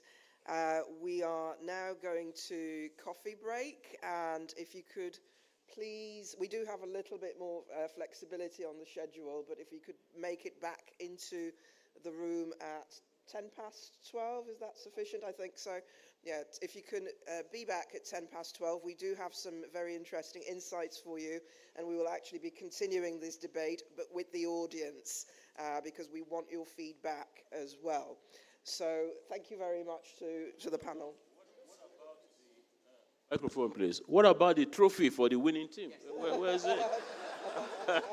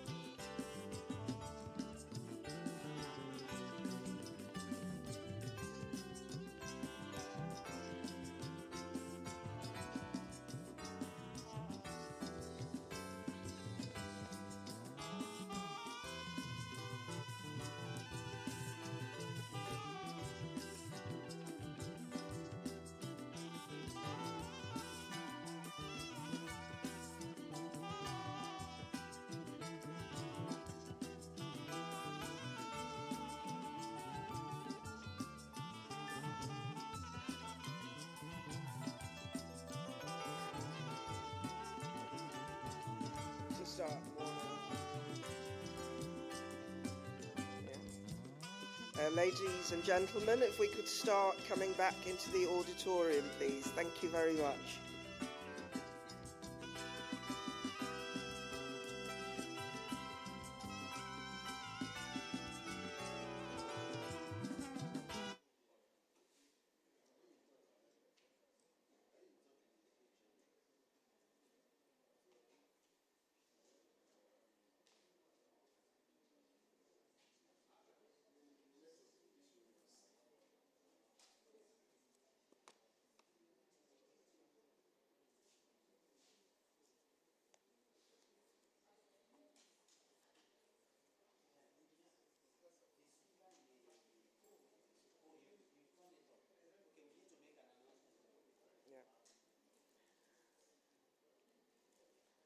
Ladies and gentlemen, if we can start coming back into the auditorium, thank you.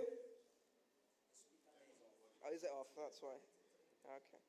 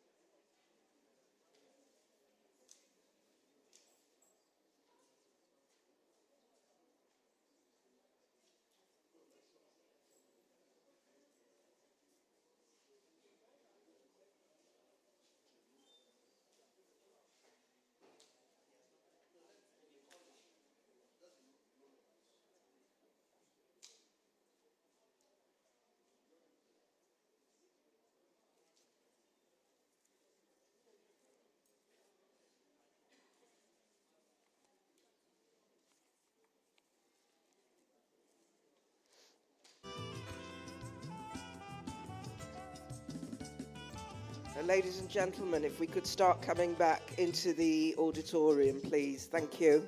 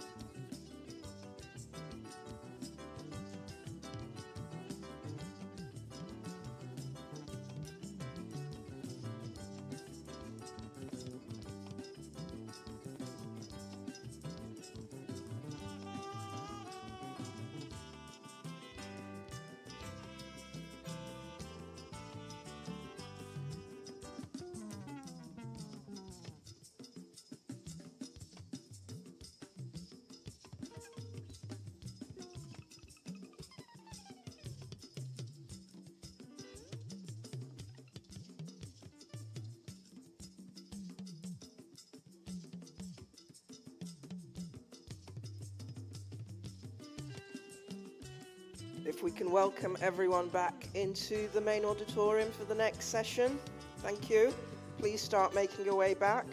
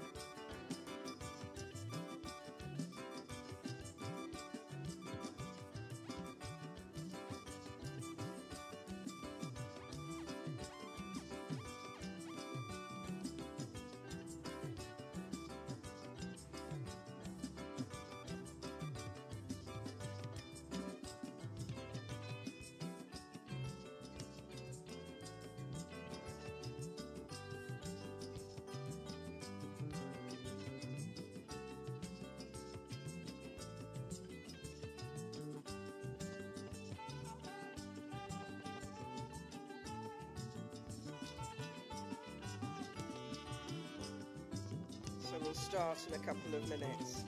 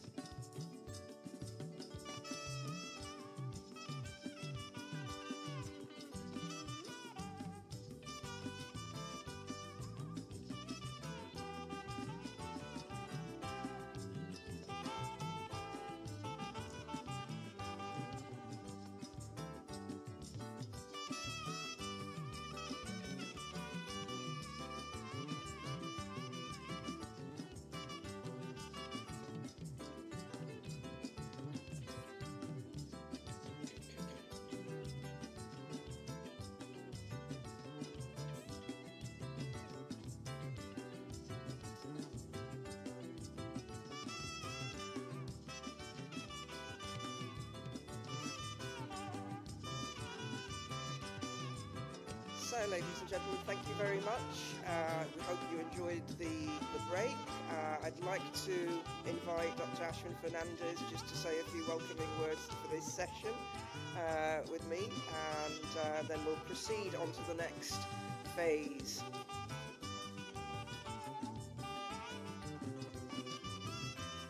All right, thank you so much, and welcome again. So this session is focused on the world's ranking and performance of African universities in the world, and to show you some of the excellence areas which probably you have not seen in some of the data which is available already out. So we'll look at some of the subject areas as well and take you through to this. A little brief about QS. Does everybody know when QS was founded? When?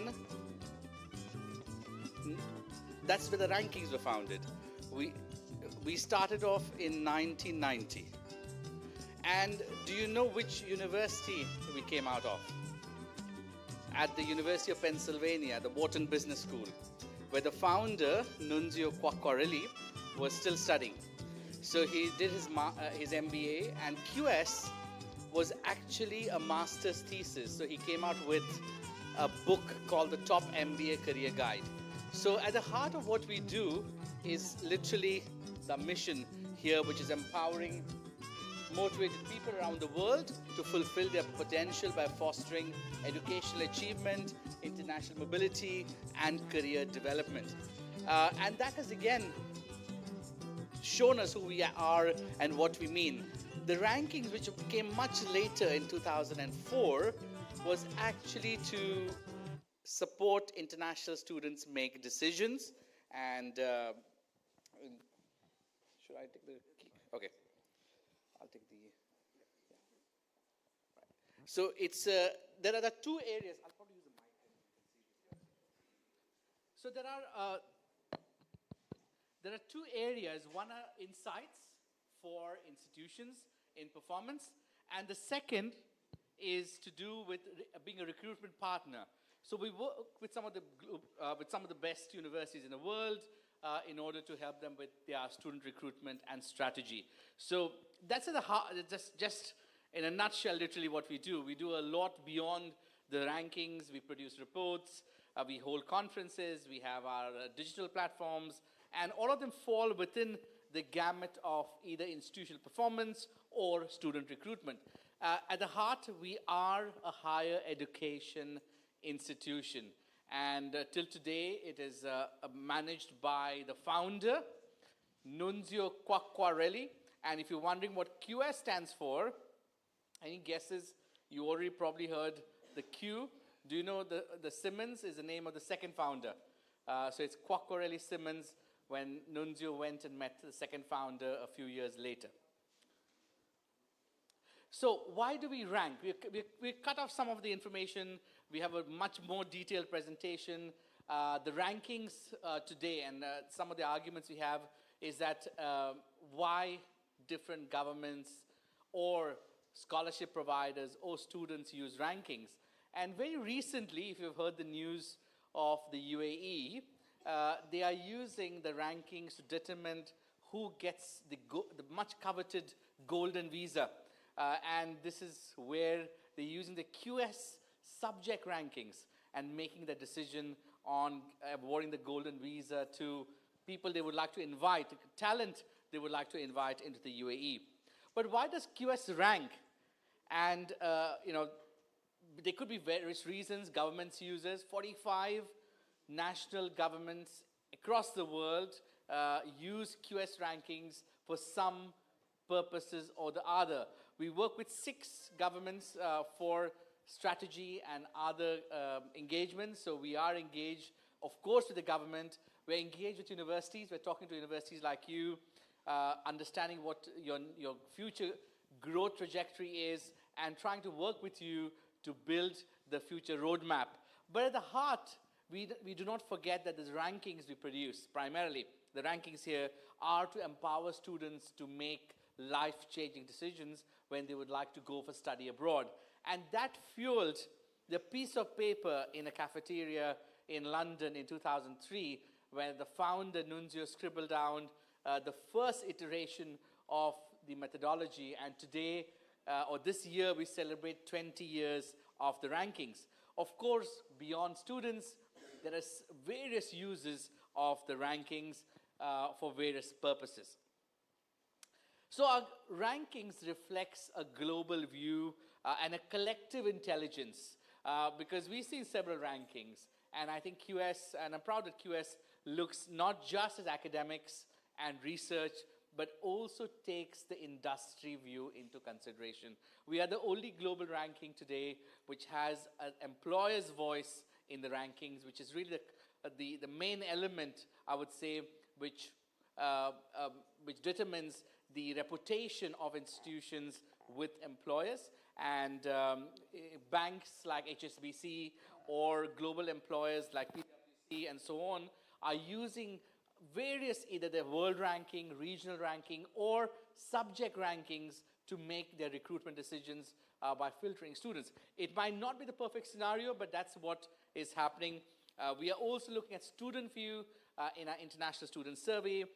We have the Global Advisory Board, and I think Veronica will talk to you about it because we are seeking a larger representation on the advisory board as well from Africa, and as well as institutions, leaders, not just academics, it's also the leaders within institutions who have a different use of the rankings.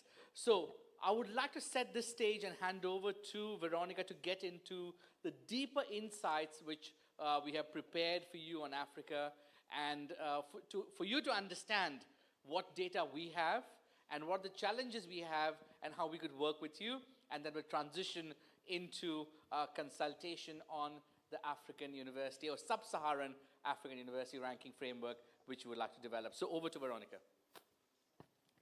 Thank you, Ashwin. Thank you very much. So let's look at some information which you might find useful.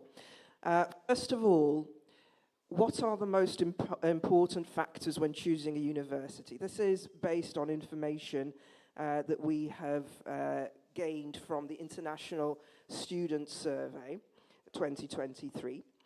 And it appears that 67% of students do look at factors such as reputation, the overall reputation of the university, as well as its rank. So, obviously, this will vary slightly by location, but these figures are global. So, whilst we're looking at other factors, such as having a welcoming international environment, as well as subject reputation, which is important as well, altogether, overall, students do look at the rank and reputation of an organization when it comes to the decision-making process. Now, another important factor for students, again, this is based on data collected from the International Student Survey, which, as I said, is global, but what we're looking at here specifically pertains to Africa, and I'll show you a little bit more detail in that later on. They are looking at teaching quality as well. So the academic quality of what universities provide is of paramount importance to them. And that can be broken down, the way the questions are posed are looking at up-to-date technology, receiving recognition of teaching quality in a national scheme of some kind, high graduate employment rate. We will look a little bit more at employability later on, because this is something that is actually, we see more significance of this in recent years. And they also want organizations that can create work placements for them, again linked to employability. And last but not least, an institution that is ranked well overall in independent ratings. So whether we like it or not, this is definitely something students are looking at and using as a decision-making process when selecting a higher education institution.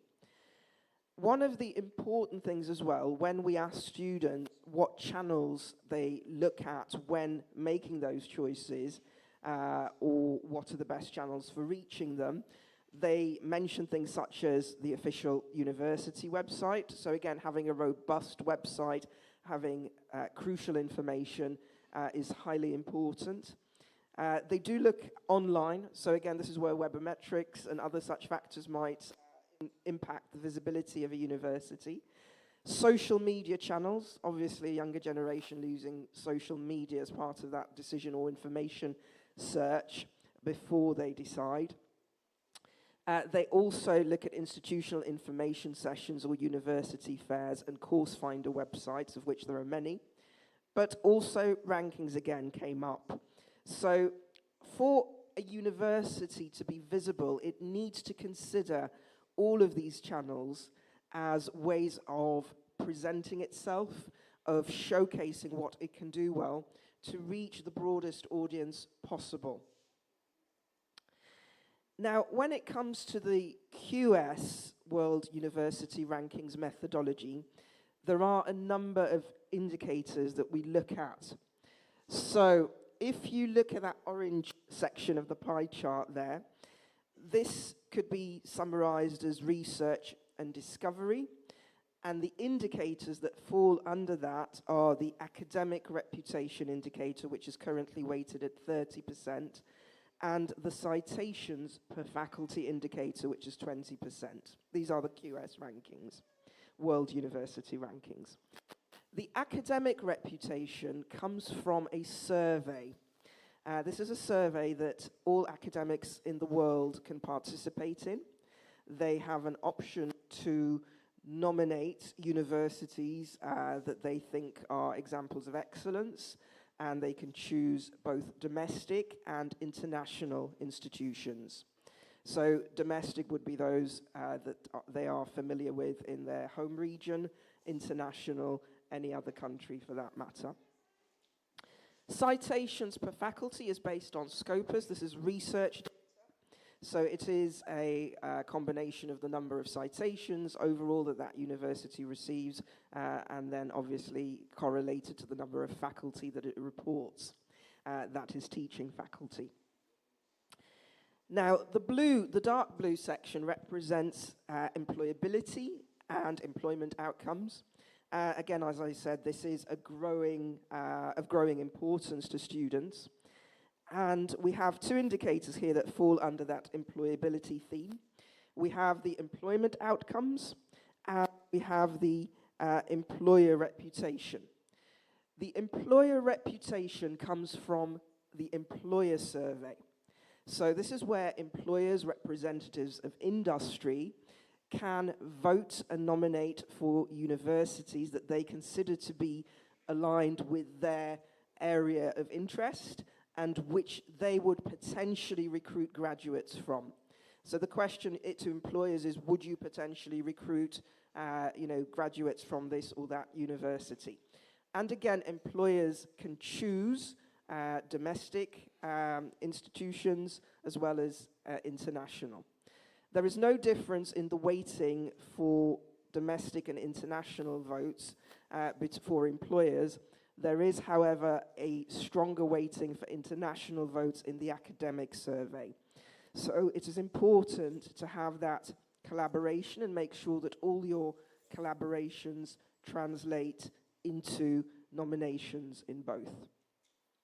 The employment outcomes is an aggregation of the graduate employment rate, which means that you need to be tracking your alumni, and this is specifically so where they go within 15 months of graduation and whether they get into paid employment, as well as any regional or local lists of high achievers. So you may have heard of the Forbes 30 under 30 or whatever these international global lists, but QS, excuse me, QS does try to be as diverse as possible. So there is an option that we may not know all the lists that exist at regional level. And if they do exist, it is important for institutions to inform us of this so that this information can be included. We also have indicators for global engagement. And we have the number of international students, the number of international faculty, and also the international research network, which is based on the number of locations that you're collaborating with on research. Not the number of people, but the number of international locations. So this basically, some of this data is taken from Scopus, which is the IRN. However, data such as your international students and international faculty should come from the university. And then we also have a sustainability indicator, which is important, the learning experience indicator, which is the number of faculty to the number of students. Now, not all of these may be equally relevant at regional level. And this is something we will discuss in a moment.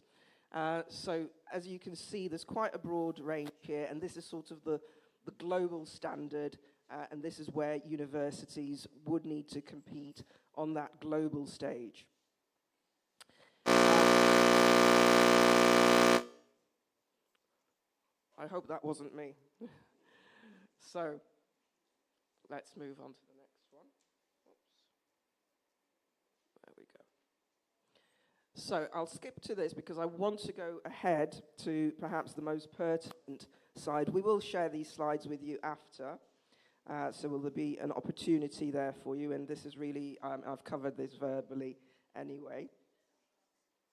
But important in terms of the search interest from students and what we see online, we do have to boast that we, from the data we have, the QS World University rankings do get more attention than the other rankings institutions that may exist.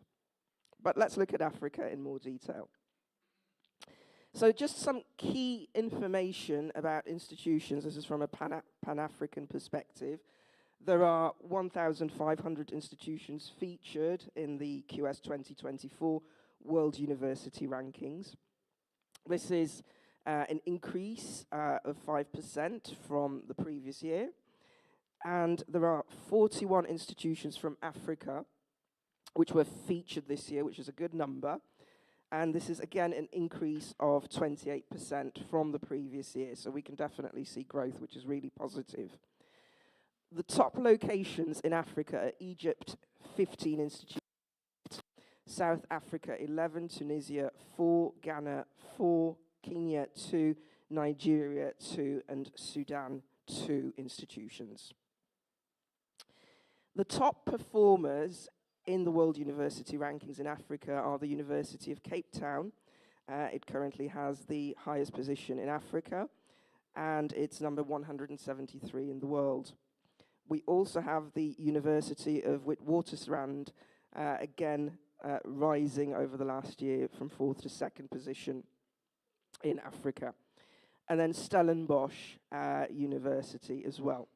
So as you can see, those tend to be clustered around one specific region, again, not necessarily giving equal focus to other countries and other regions as well within the continent.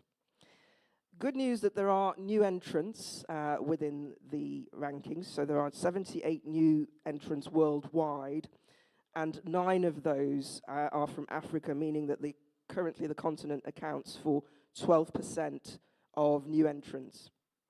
Addis Ababa University is the highest ranked university from Africa in those new entrants, as one of the top 10 highest ranked universities this year.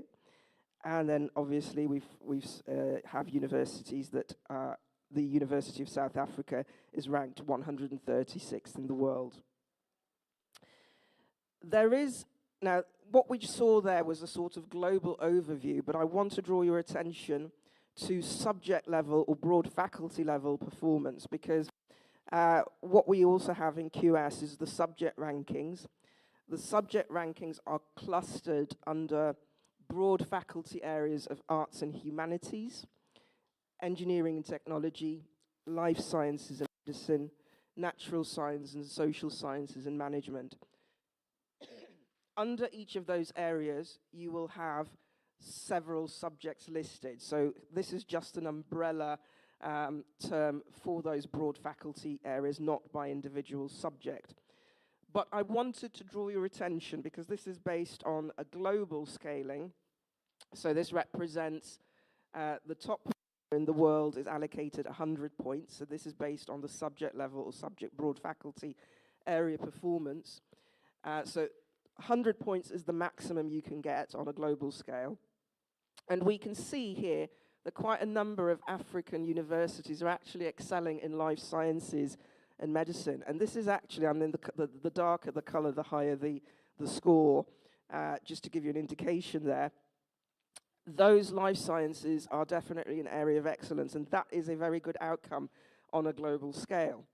Now, it is a question of perhaps looking at which of these subjects do work together very well and could actually be something to promote the African continent with. And we also see good outcomes for social sciences and management overall. Each of those universities there, you can see what that broad faculty area score is, and those outcomes are really good, as I said, in the global context. However, one of the challenges we have is the level of engagement, or rather non-engagement. So, to participate in the rankings, or to be actually mapped, there's an onus of institutions to be providing data about themselves, for African academics to also participate in the survey. And here I just want to highlight some of those gaps. We've taken the exact numbers out, but the grey bar represents the number of universities in the country, and the orange bar represents those that are actually mapped on the surveys. So as you can see, there's quite a huge disparity there. And again, this is an indication not of poor performance, but this is an indication of non-engagement with the process. So if people, as this is something that was mentioned in one of the previous debates, if people don't know about you and you're not saying anything, then they're not likely, they're going to continue not knowing about you. There is an onus and a responsibility as well on the university side to show their best face, to present themselves positively, and to report data that obviously contributes to their visibility on a global scale. And again, for that engagement gap, if we look at the number of universities that are mapped in each country, again, we've taken the exact numbers out just for confidentiality's sake. You will again look at the blue bar and notice that the number of universities that are actually ranked, even though they're mapped, again, is not a huge proportion. And again, I do emphasize some of that is because of lack of data or information about the institution, not an indication of necessarily poor performance of any kind. And one of the things we wanted to highlight with you, obviously, if people are going to vote or nominate a university, then QS needs to have those contacts to send them the survey. Institutions can also send the surveys themselves, obviously following the correct criteria.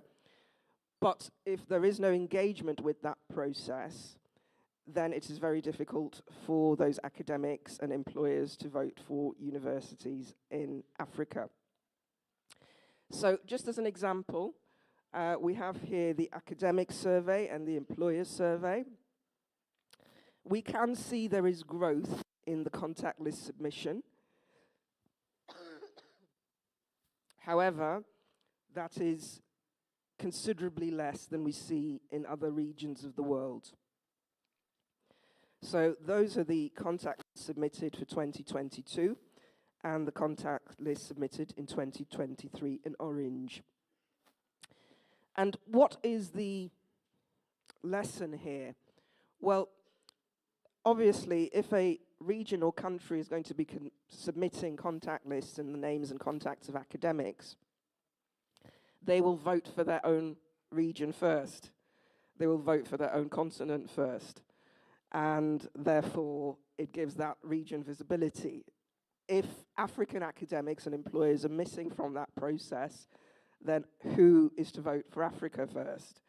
And so there needs to be this sort of consequential understanding that non-engagement has negative impact on the visibility of universities.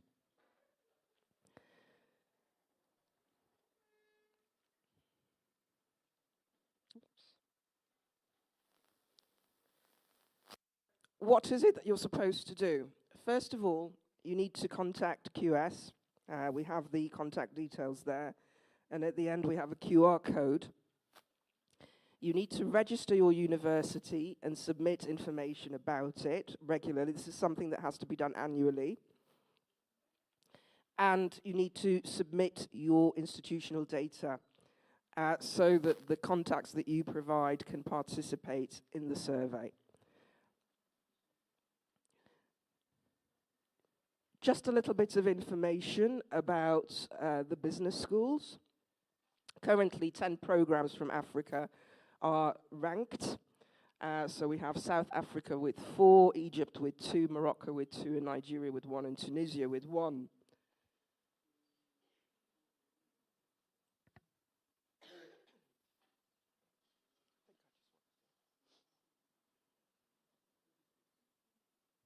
A little bit slow on the clicker there.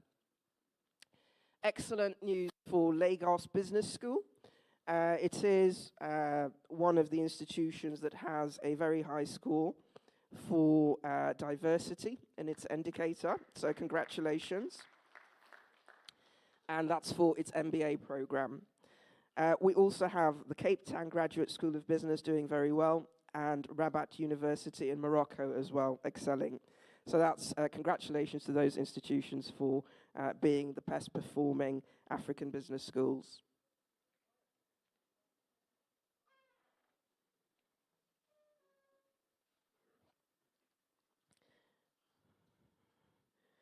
And a little bit of information about skills in Africa.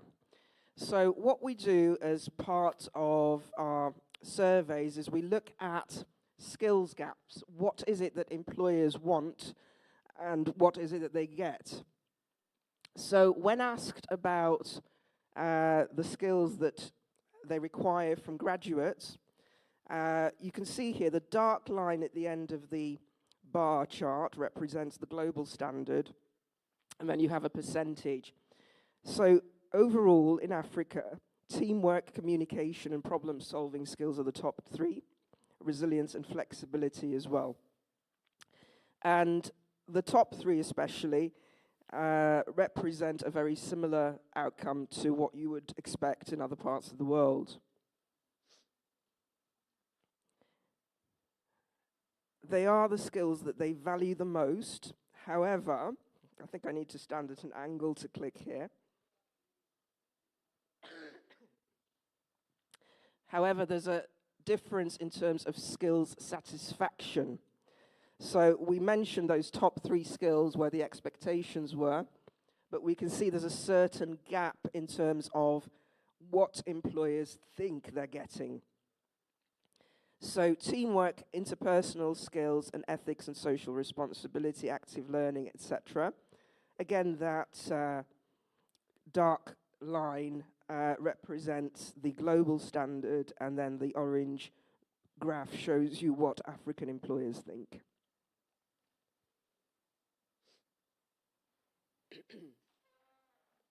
So overall, African employers show a slightly lower level of satisfaction when compared to their global peers with the skills that graduates demonstrate.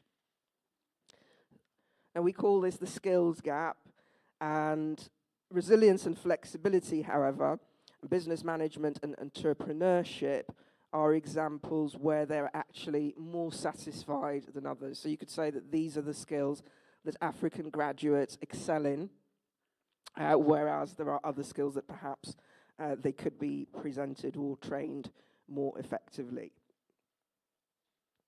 And that's just a correlation of what those gaps are. I will share all of this. There's quite a lot of information there for you. But as we can see, excuse me, for the African region overall, what we're looking at is indicators, and obviously this is, again, what students are looking at in terms of academic excellence, is the quality of teaching, research quality, quality of graduates, etc., almost like volume of research as well, and social impact, and we did mention sustainability. But there are other criteria here which you can see what that correlation looks like within Africa in comparison to other global regions. There is an issue with education investment in Africa. This is a graph which shows the proportion of GDP that is invested in African institutions compared to other parts of the world. It may or may not be relevant, but it's just there for benchmarking purposes. So the orange graph represents African institutions. And I will share this with you. I think it's not very clear on here, but this is the regional comparison in terms of African countries and how they're investing regionally, country by country, from the one that invests the most to the least. So we will share a slightly clearer version of that. So for information on how to participate in the QS survey, please use the following QR code, which will take you directly to instructions for your institution. And with that, I would like to open a few questions to the audience. Thank you. As part of the consultation.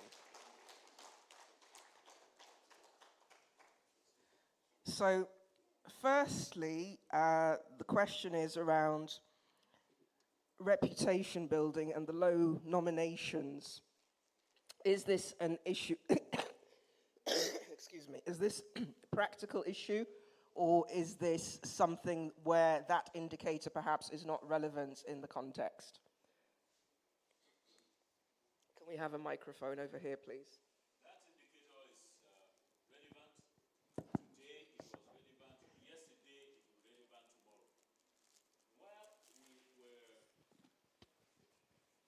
While we're growing up, you can readily say which university in Nigeria has the most attractive architecture program, or medicine, or engineering.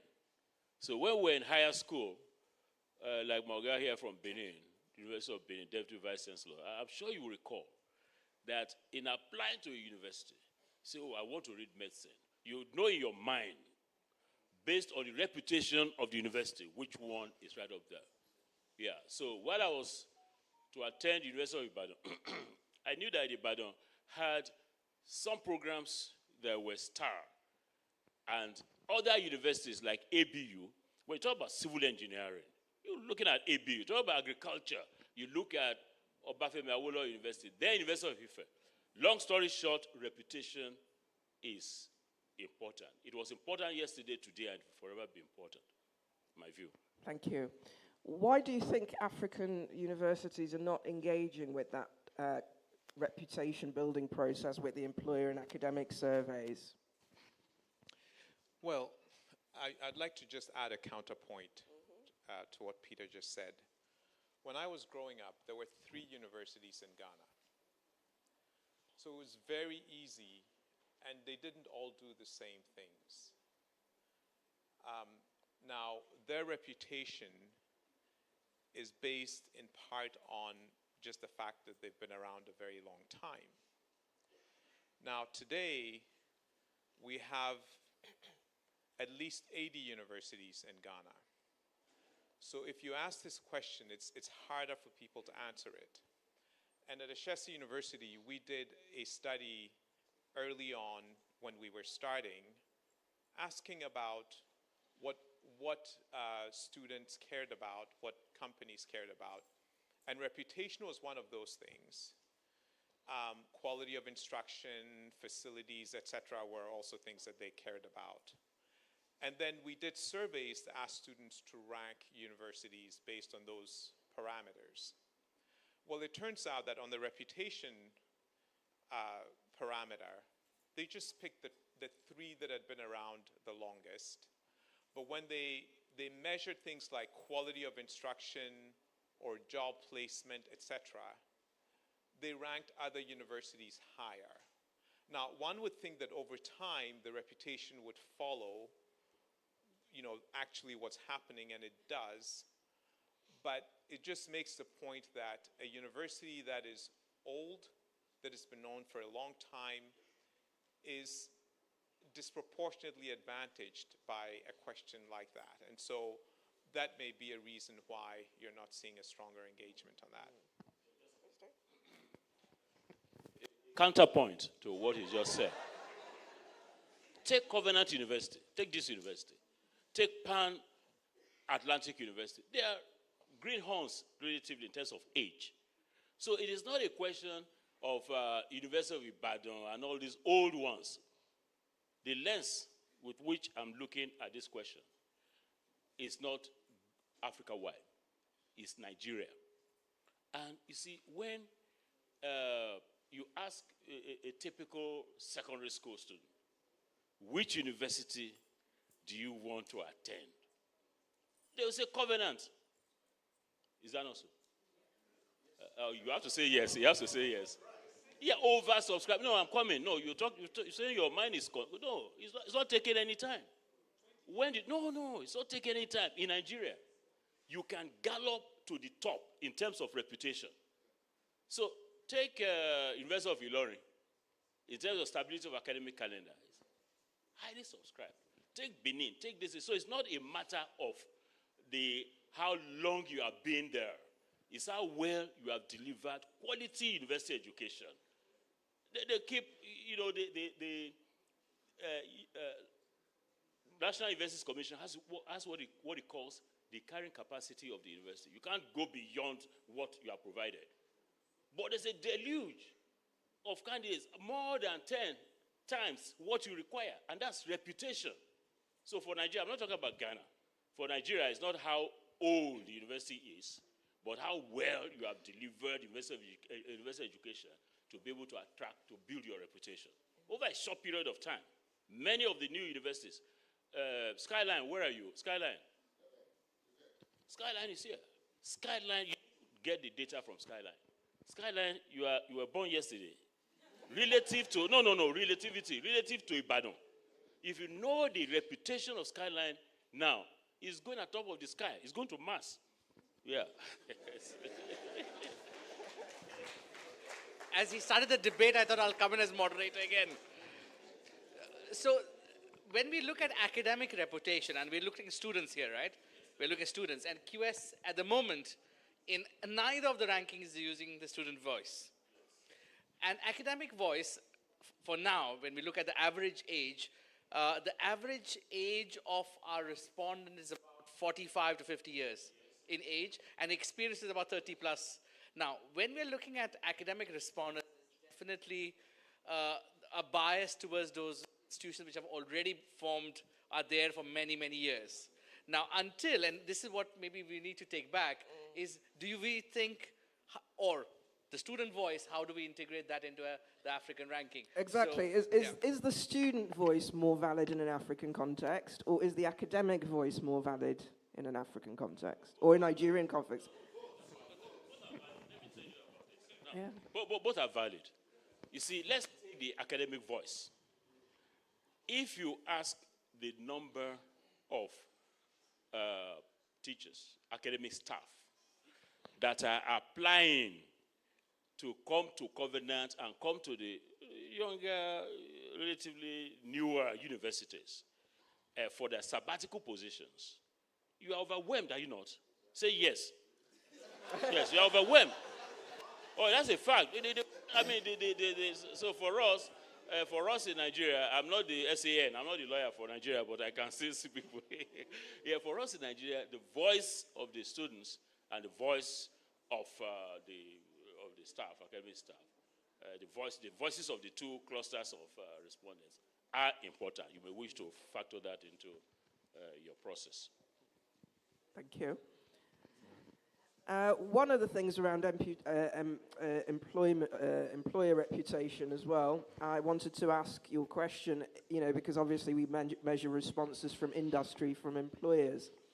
Again, is this something that is valid in an African context? Is that worth, pursuing for indicators in the region?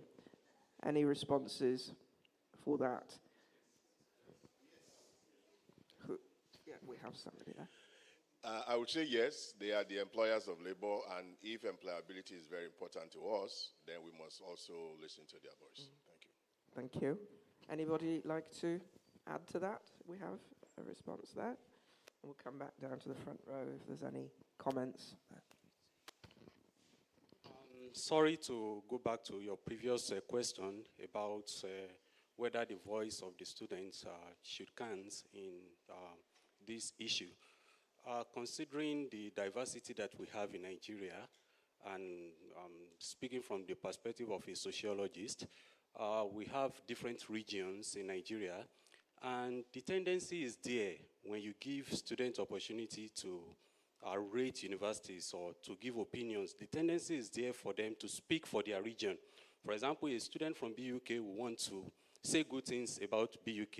A person from Ibadan will want to do the same. A person from BUK, even though the person might be aware that Ibadan is doing better and vice versa, would still want to say that his own region, his own school is the best. So I think there is a need for us to be careful in that direction. Thank you. Thank you for regional bias as such. That's a good point. And we have that gentleman over here, please. We'll come back to you in a second, yeah? We'll just let that gentleman there, please. Could we have a couple of more microphones as well, just for the audience? Yes, Yes? Oh, you can go first, please do. Excellent. We'll come back to you and then we'll go to... Just a counterpoint to what he said. Contrary to what he just said, I would think that Covenant students, not just Covenant students, students are also more likely to rate their universities lower, especially if they are not happy with the service you're offering. So that's something you want to take note of. You know, within the bias, that we also have persons who want to be as frank as possible, particularly when they are not excited about, you know, how you're handling their issues. Thank you. Thank you. If we can go to this gentleman here, please. Thank you. Yeah, that's good. Yeah. Thank you. Good afternoon, everyone. I'm Joshua Fatoye, a graduate of Covenant University, and I also operate in the corporate world. So my feedback would be also from that part. I'm speaking as a leader in the business world, where I've been engaged by Covenant University, my alma mater, with respect to feedback from the industry and feedback from some of the staffs that I employ, right? So I would say that, yes, Covenant University is doing something right with respect to engaging for feedback from the industry.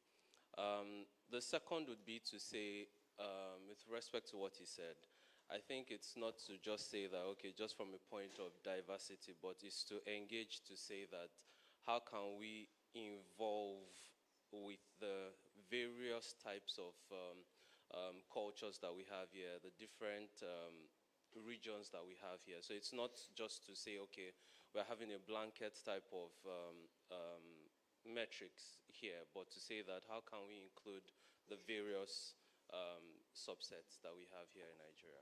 Thank you. We can go to this lady and we'll come back to you in a second, yeah.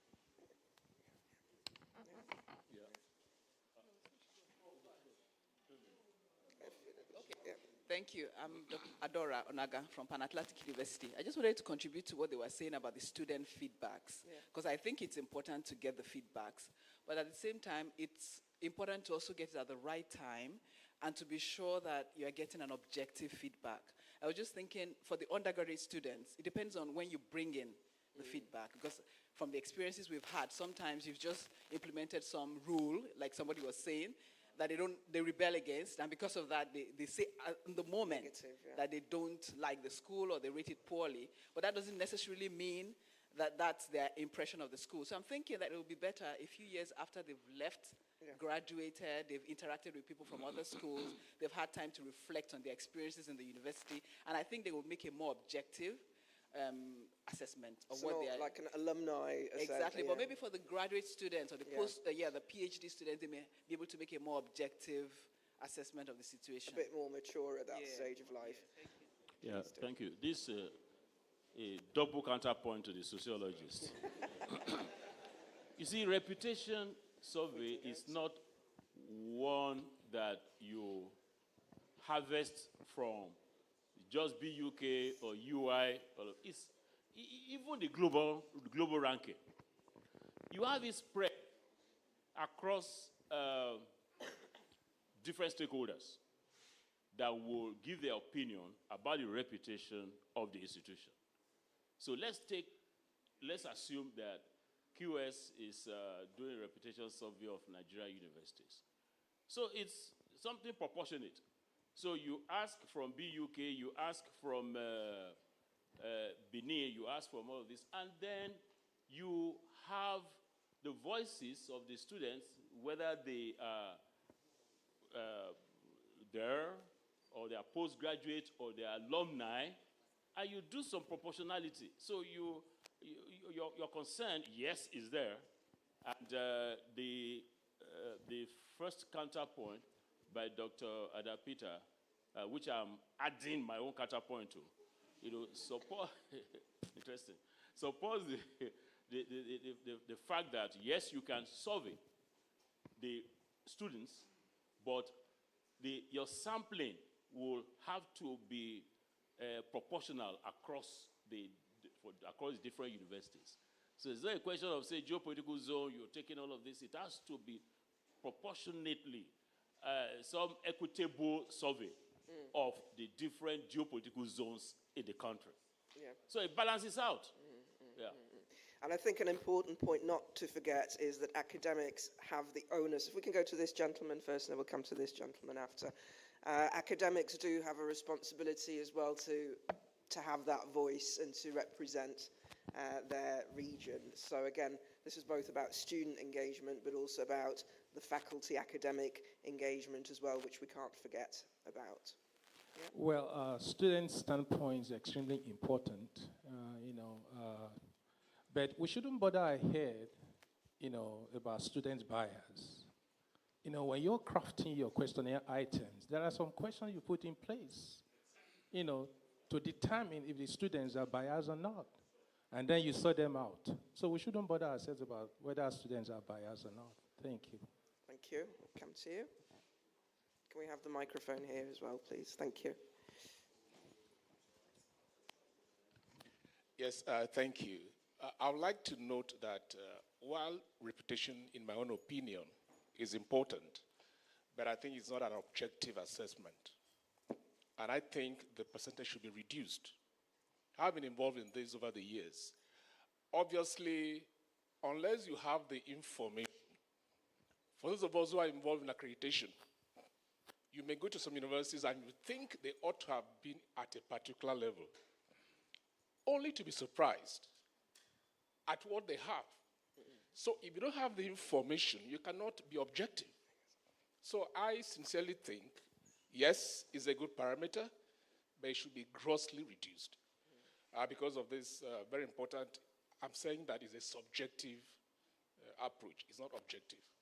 Thank you. Thank you. And we have a gentleman over there in the corner.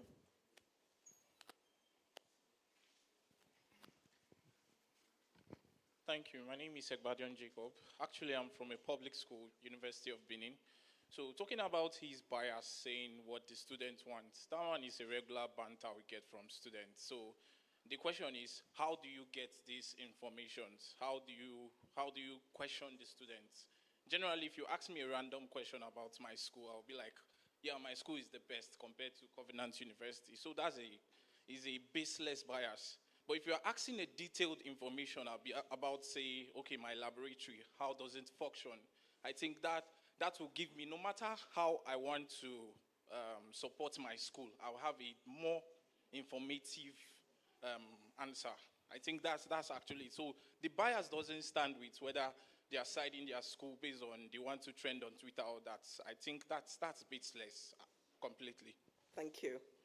I'll go on to the next point, which is around data submission. And again, I'd like your input here. First of all, we've got sort of two issues to look at, which is data validation. So if we are asking universities to submit data, how do we know that that data is accurate and sound? And is there a process in place for checking that and validating that? The second issue is the burden, perhaps, of data collection within institutions. There has to be a system within the university, and somebody actually has to be that focal point for that data to feed into for universities to be able to submit that. What does that look like in the Nigerian and the broader African context? Is it exactly the same as everywhere else? Would you say there are unique issues here that might influence how that is approached, and what would be the solutions to that validation of data? Do we have any comments on that? Yes, if we can go to this gentleman here. We'll come back to you after. Thank you again. I think with respect to data integrity and validation, accreditation, I think NUC is doing a great job with that. And I think that should be the focal point of any validation with respect to any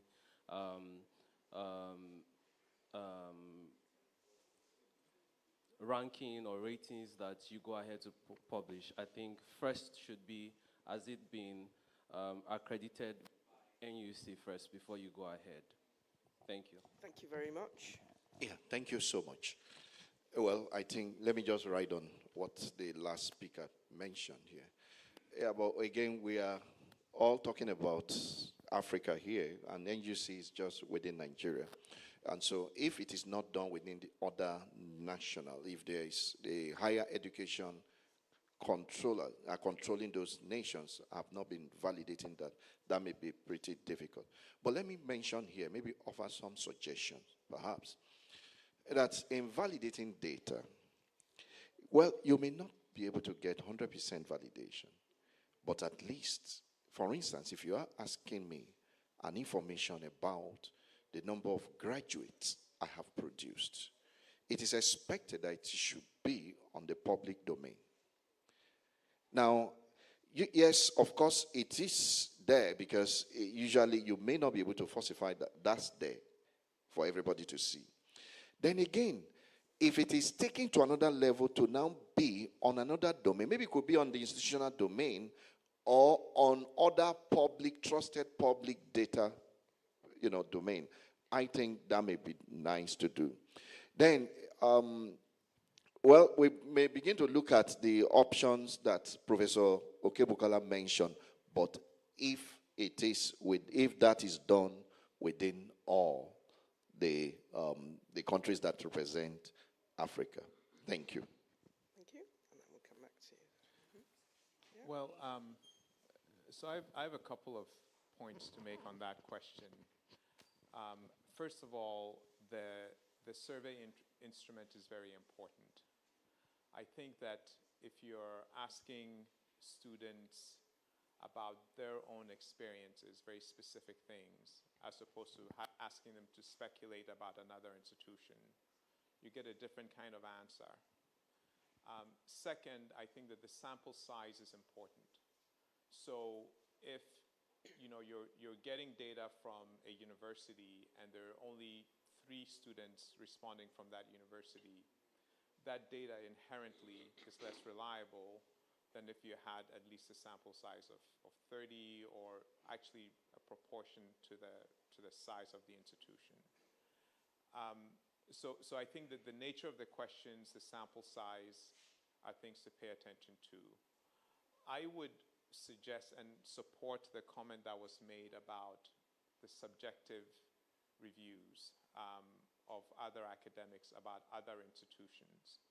Again, you're making a comment about another entity and not yours, so inherently it's subjective.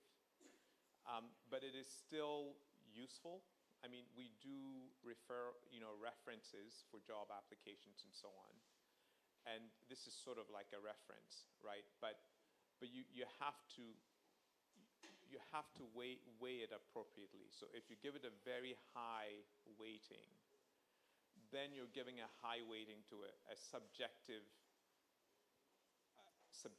data, which can skew your results. So those are some of my thoughts. I also think that I would like to support what Professor Adebayos just said about, data that is also public is more likely, is going to be more reliable than data that people are not willing to present publicly. So that's certainly one check. I think what we learned this morning about what NUC is doing is phenomenal, but to the extent that the public data is also data that is being submitted to accreditation authorities, that again adds another level of reliability. But that's going to be variable by country. If we all got on board and accreditation authorities around the continent agreed to also ask for this data embedded, I think it adds a lot of credibility for everybody, for the accrediting authorities themselves, but also for your ranking and ultimately for our customers. That's a really good point. Thank you for that. And please. Thank you. You asked, the question is, how do you validate the data? And you asked about country experiences. I narrated that of Nigeria this morning. I'd like to summarize as follows. Every Nigerian university has a director of academic planning. All of them.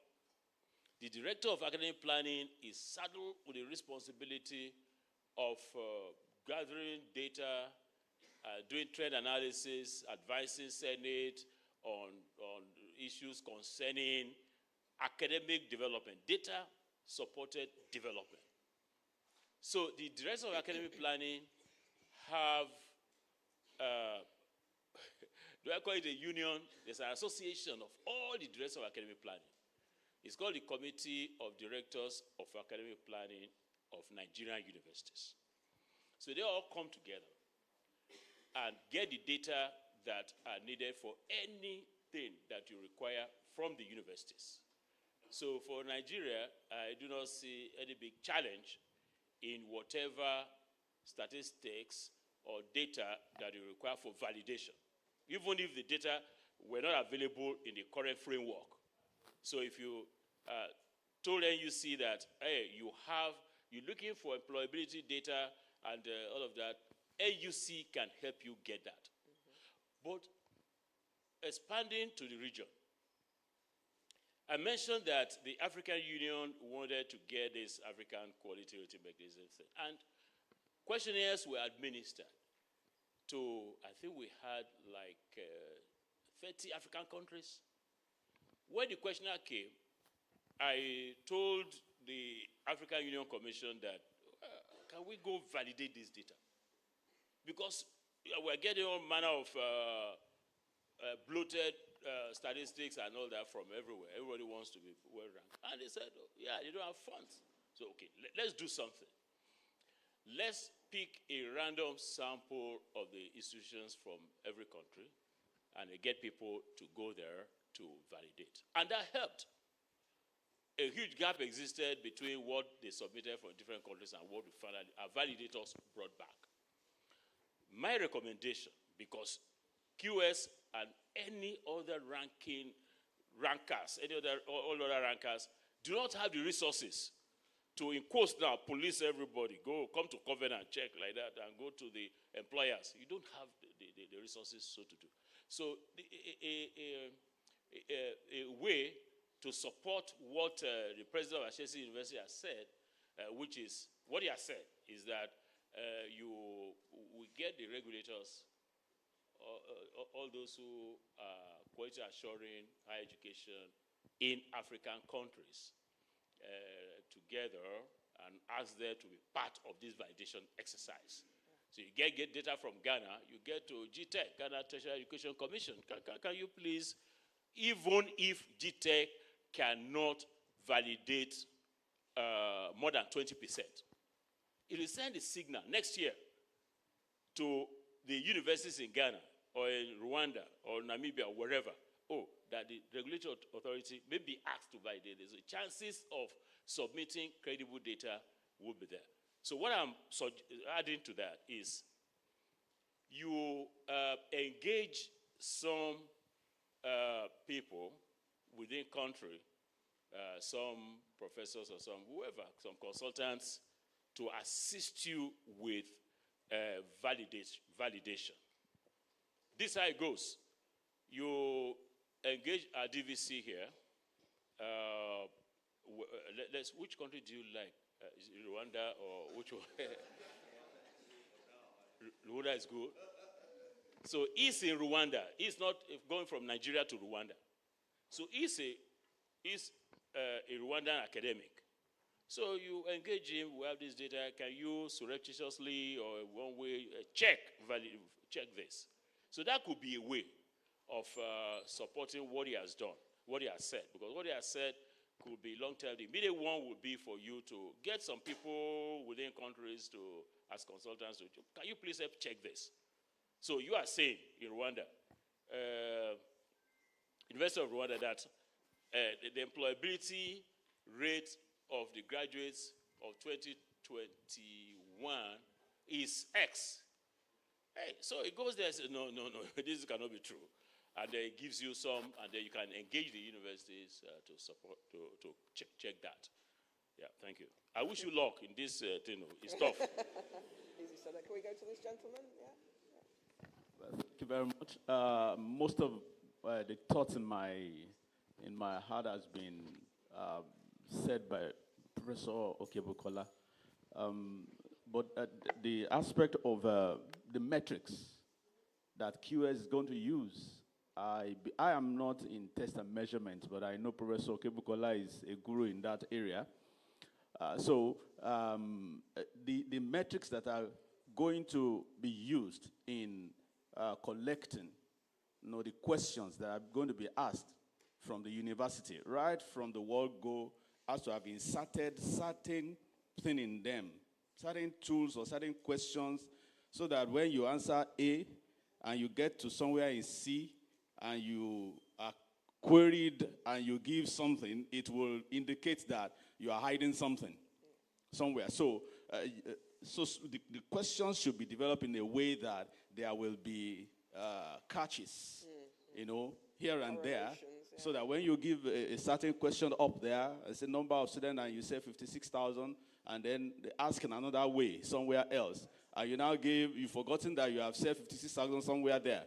So it will be a catch. So we should develop the metrics in a way that you will be able to catch people if they are giving you falsified information. Because it's not all universities that have this information on their website. It's not all, really. It's not that they are hiding. I don't know. It may be laziness in some cases. It may be that their platform is not yet robust enough to carry certain information. It could be that.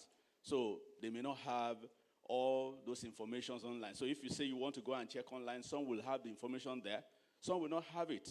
And it's not because they are hiding the information in any way. So it's important that we look at our metrics, before it will help with the validation on the long run. And also, just like Professor Kibukola said, there may be a necessity to have boots on the ground. You can't effectively do validation without putting boots on the ground.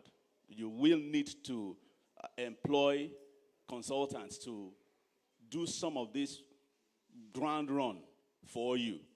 So, which means that one way or the other, you need to provide funds for that. I know that you may not as heavily loaded as World Health Organization, but World Health Organization, if they needed data about anything, they have to send people there to go and collect the information. And that is how they are able to get validators. So you will still have to do that. Thank you. Thank you very much.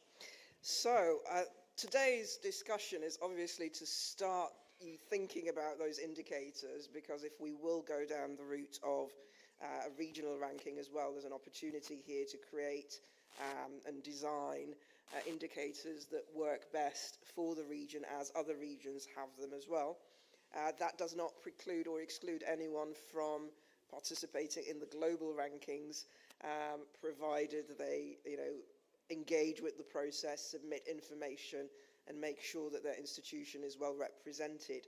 Some food for thought, some possible indicators. Again, this is just something to think about, and we will continue the conversation with you, is, how do we look at research indicators? Should there be something related to community engagement and impact, perhaps an indicator of that kind? Yesterday we had some very interesting comments about indigenous or regional knowledge, which is unique to this area, be that in life sciences or other areas. Is any of that information being captured? So indigenous knowledge preservation or some form of engagement with the continent's history, and does that manifest itself in research? We're still talking about sustainable development, sustainability overall, accessible education, multilingual education in some contexts would be important, and any collaborative outreach, as well as entrepreneurial ecosystems set up for students. So there's hundreds of different ideas we could look at, especially as well if we're thinking of mobility, which may not necessarily work in the European context.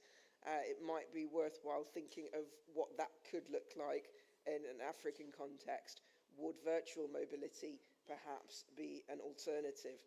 So this is a conversation, as I said, we will continue engaging with you and hoping to hone those indicators in a way that work best to represent institutions in the region.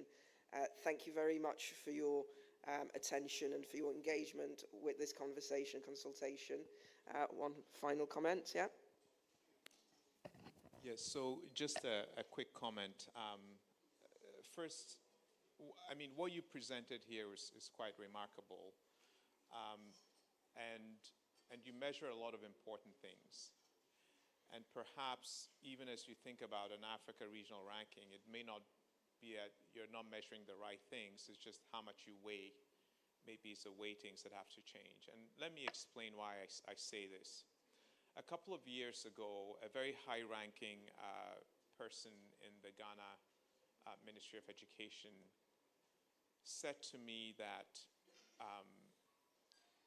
his ministry was considering establishing a ranking for Ghanaian universities. And he said this because I told him about the Education Collaborative and the work we were doing to try and get an African ranking established in the world. The reason why they were thinking about doing a ranking specifically for Ghana was because they had looked at global rankings of universities in Ghana, and they were seeing data that seemed at odds with what they would like. So for example, there's a university that's ranked very highly in Ghana, but whose graduates have a very difficult time finding jobs. And the question was, how can a universities whose graduates are not finding jobs be considered the best in our country when we know of other universities whose graduates are getting jobs? And for, a government official, the question of unemployment is a very serious one for them. It is why they put money into education. And so I think that, the conversation I had with him was basically saying that they were losing confidence in the global ranking because the messages they were getting out of the global ranking was not aligned with the government's interests, did not seem aligned with what people understood to be important in higher education. This morning you asked me about how do you measure ethics, and I said, well, you should measure leading indicators and trailing indicators.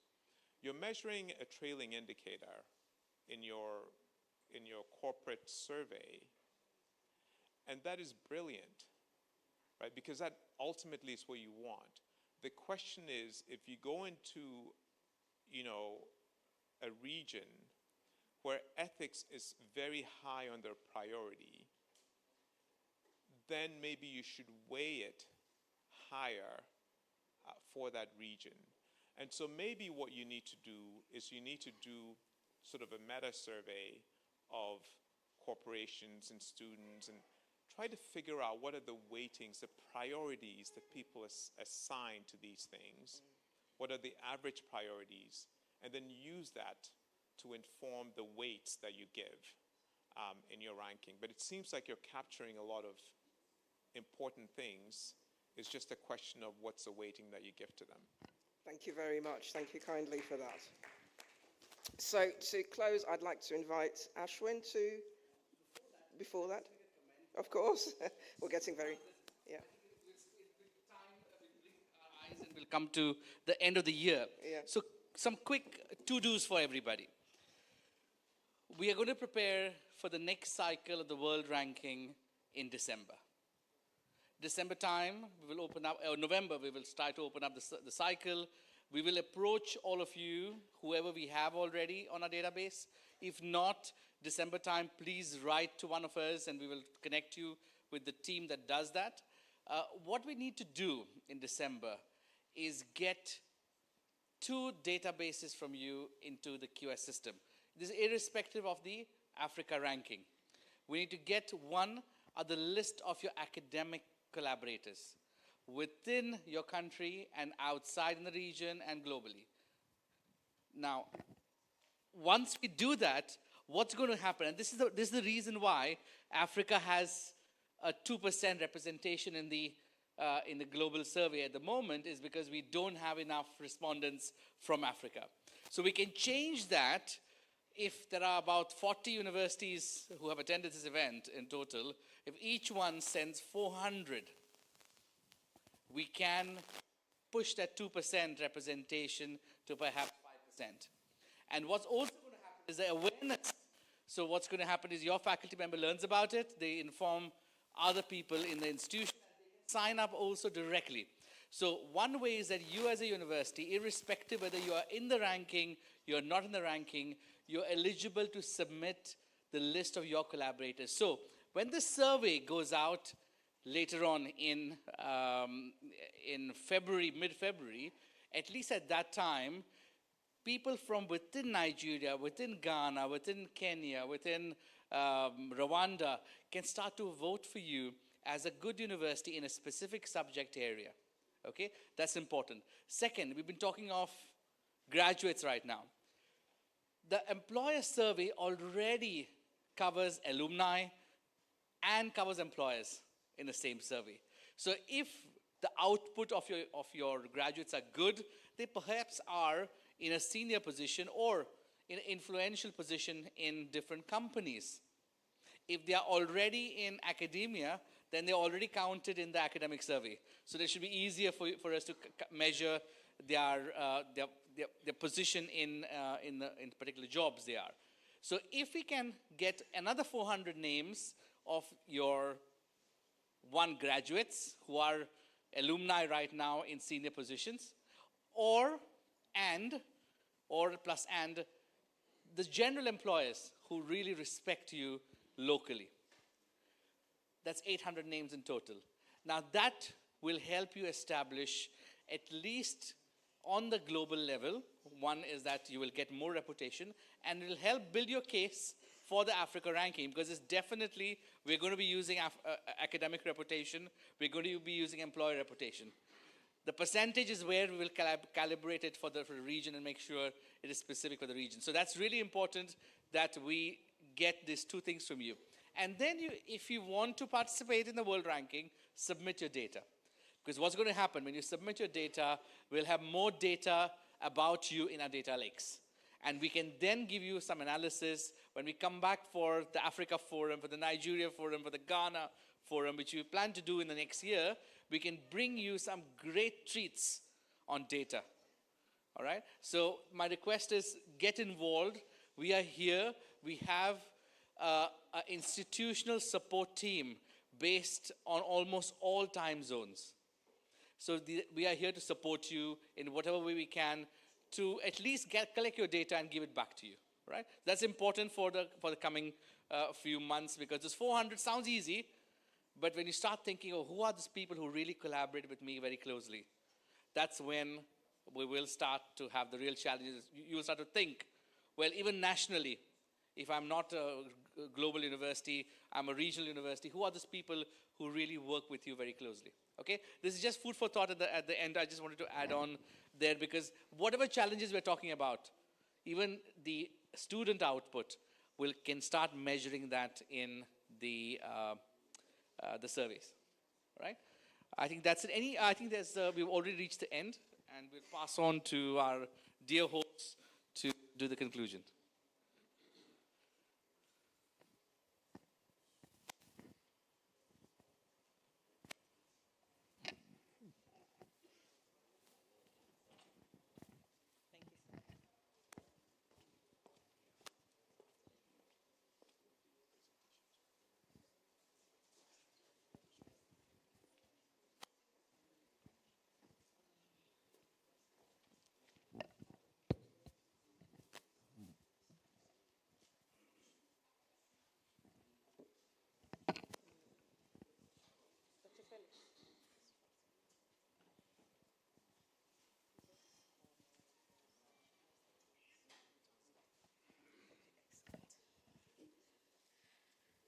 Wow.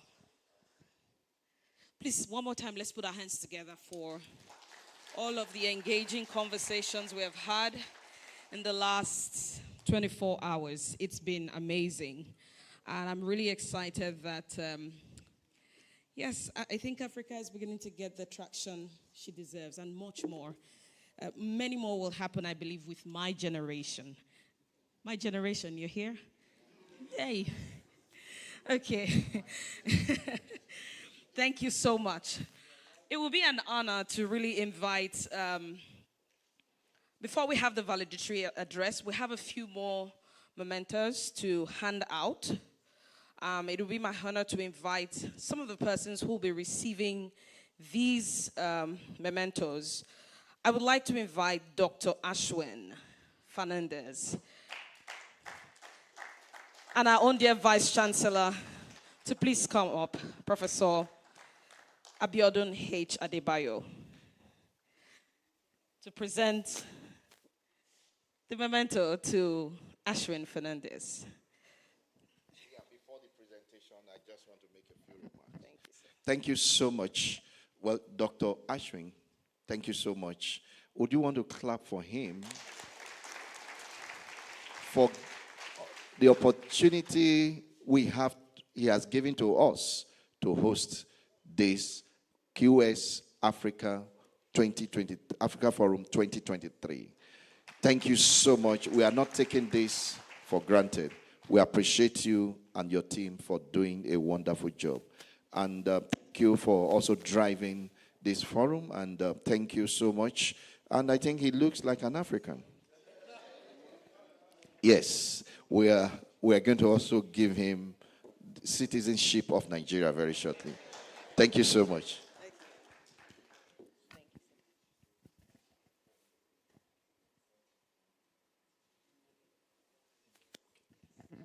Dr. Ashwin Fernandez, in addition of your role as a co-host at the QS African Forum 2023 being hosted by Covenant University. Thank you so much.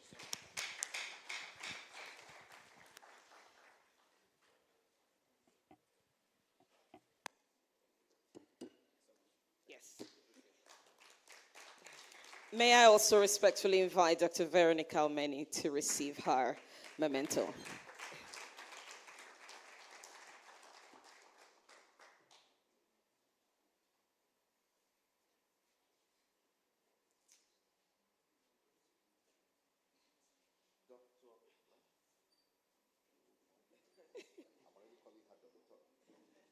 Maybe we are planning to give her a doctorate degree from Covenant University.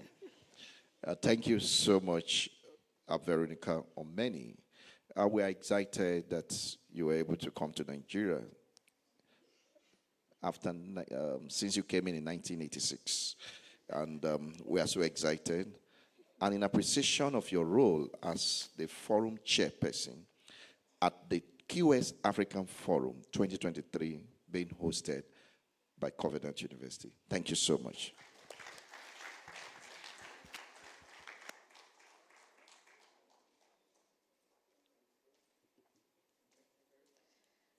Excellent. Thank you so much.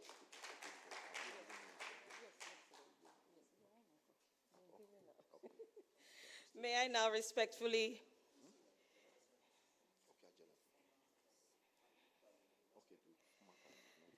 Yes, I would like to respectfully invite the Vice Chancellor, Landmark University, Professor Ajanako, to receive his memento. Please come forward, sir.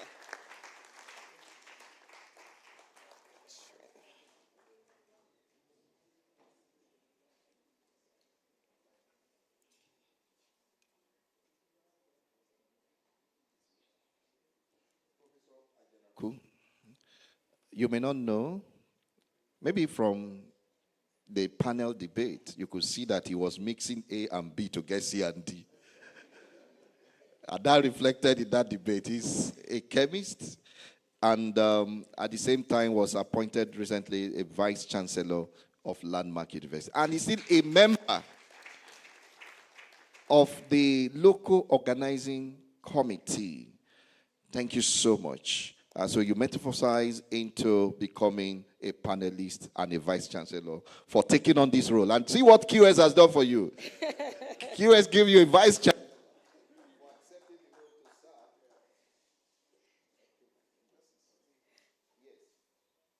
Again, Professor Kolawole O. Ajanako, in appreciation of your role as a panelist.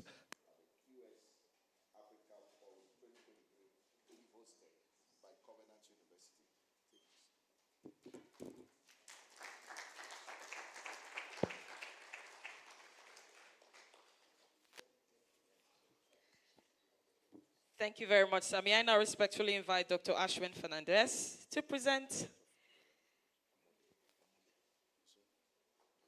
Okay. Yes, to present the next memento to Professor Omole, the chair of the local organizing committee of this event.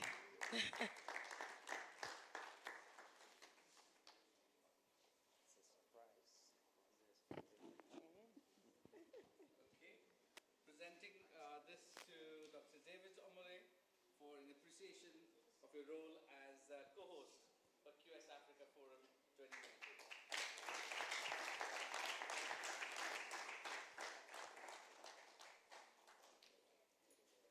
And finally, we have something special for our own dear Vice Chancellor, Professor Abiodun H. Adebayo, for being such a great host.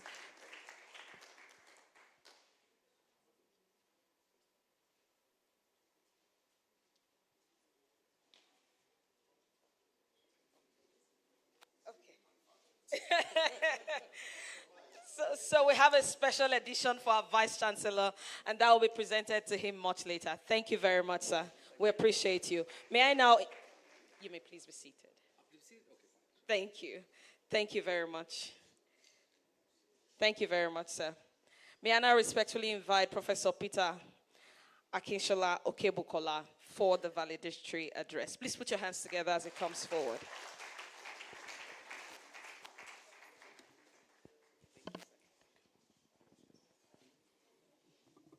Your Excellencies, distinguished ladies and gentlemen, Africa has a number of grand challenges which education can pull down. Challenges of ignorance, challenges of poverty, challenges of infrastructural deficits. This forum has brought together experts, stakeholders from across the continent, from outside of the continent, to deliberate on how education can be used as catalyst for fostering development.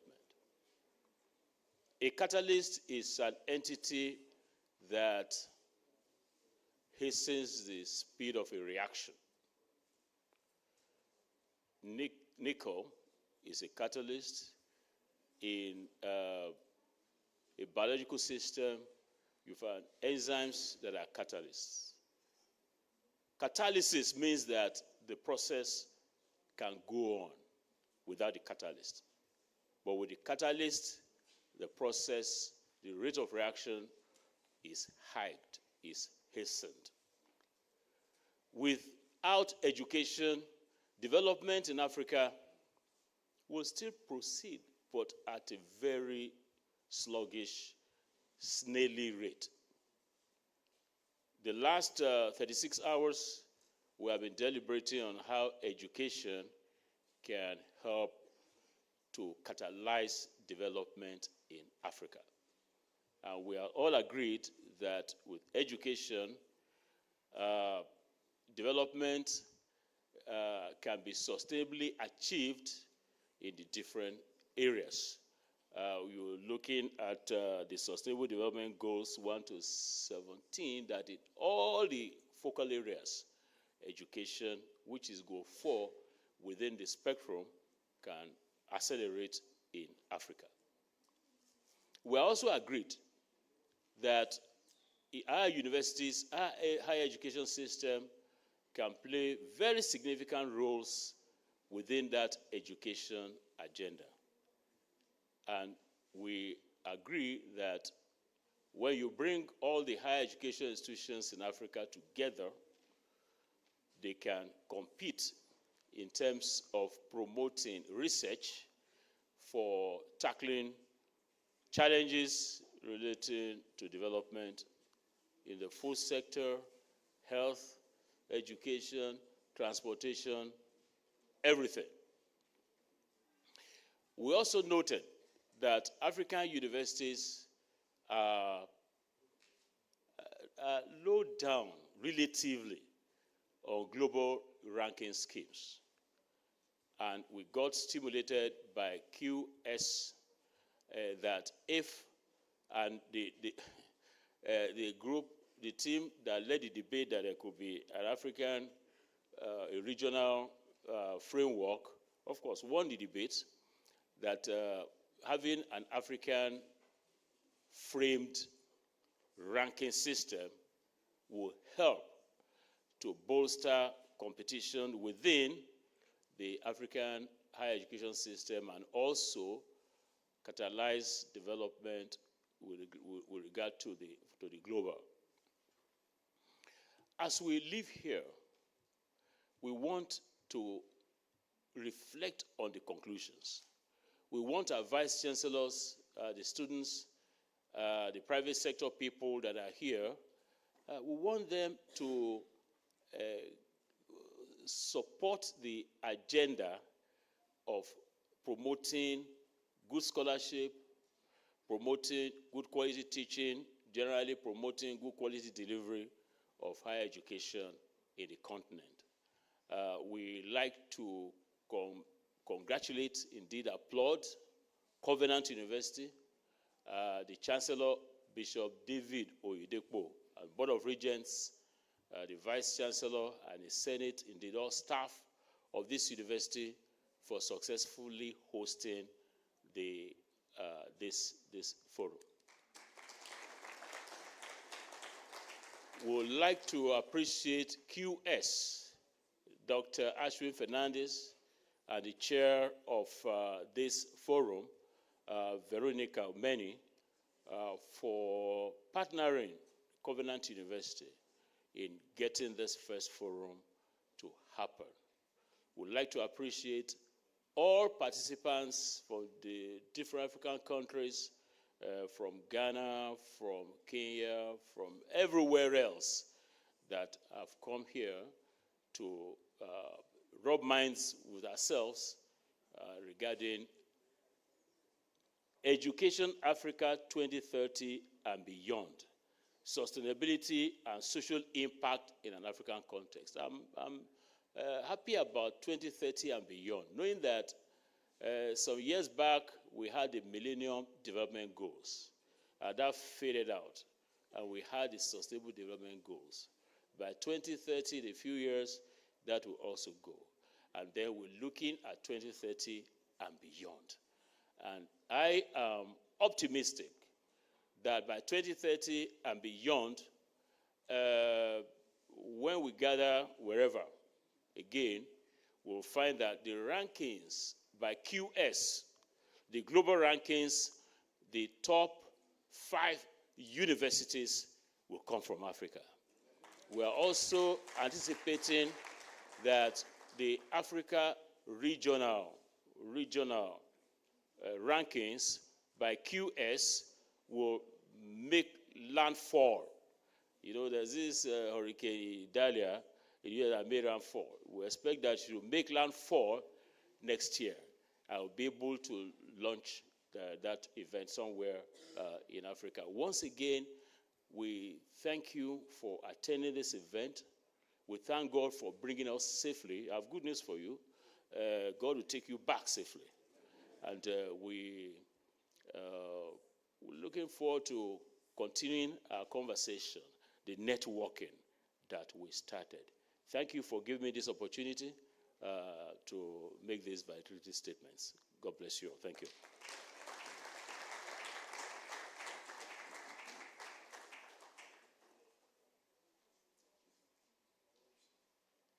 Thank you so much, sir, Professor Okebukola. We appreciate you.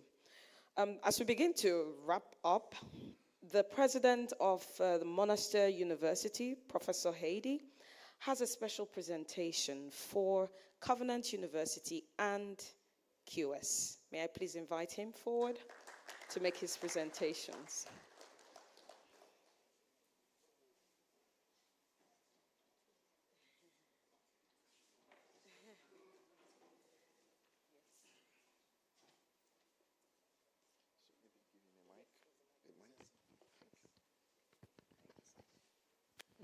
As thanks for the University of Covenant University to hosting this event, as a congratulations for this success, I will present this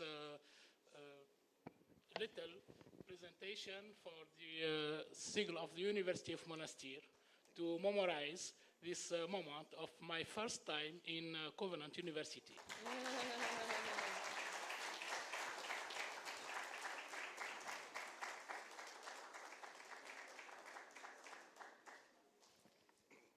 Thank you very much. Okay.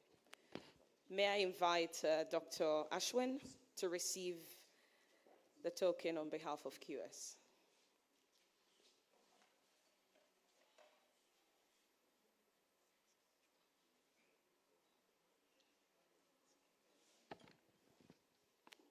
As a thanks for QS team and for this opportunity and congratulations for the success of this event. Thank you very much. Thank you.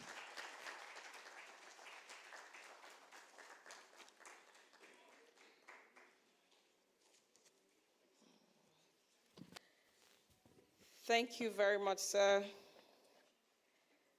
for that gesture. We really appreciate it. I'm also told that Professor Rim Bagat from Egypt University of Informatics has something to present. Please come forward. Thank you.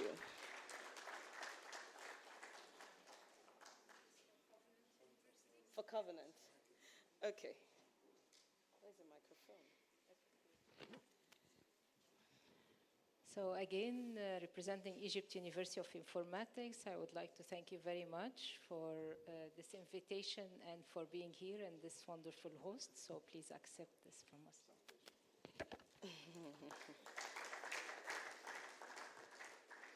Oh, wow.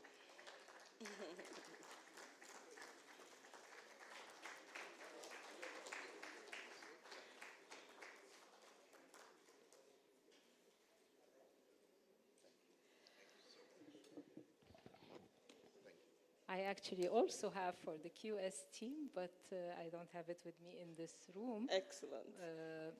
So I'll give it later. Thank you. Thank you very much.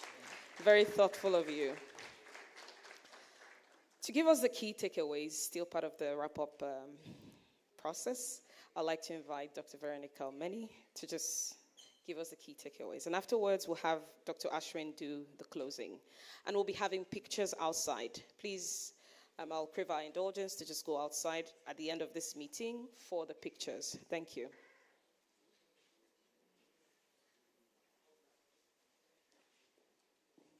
Thank you very much for this opportunity.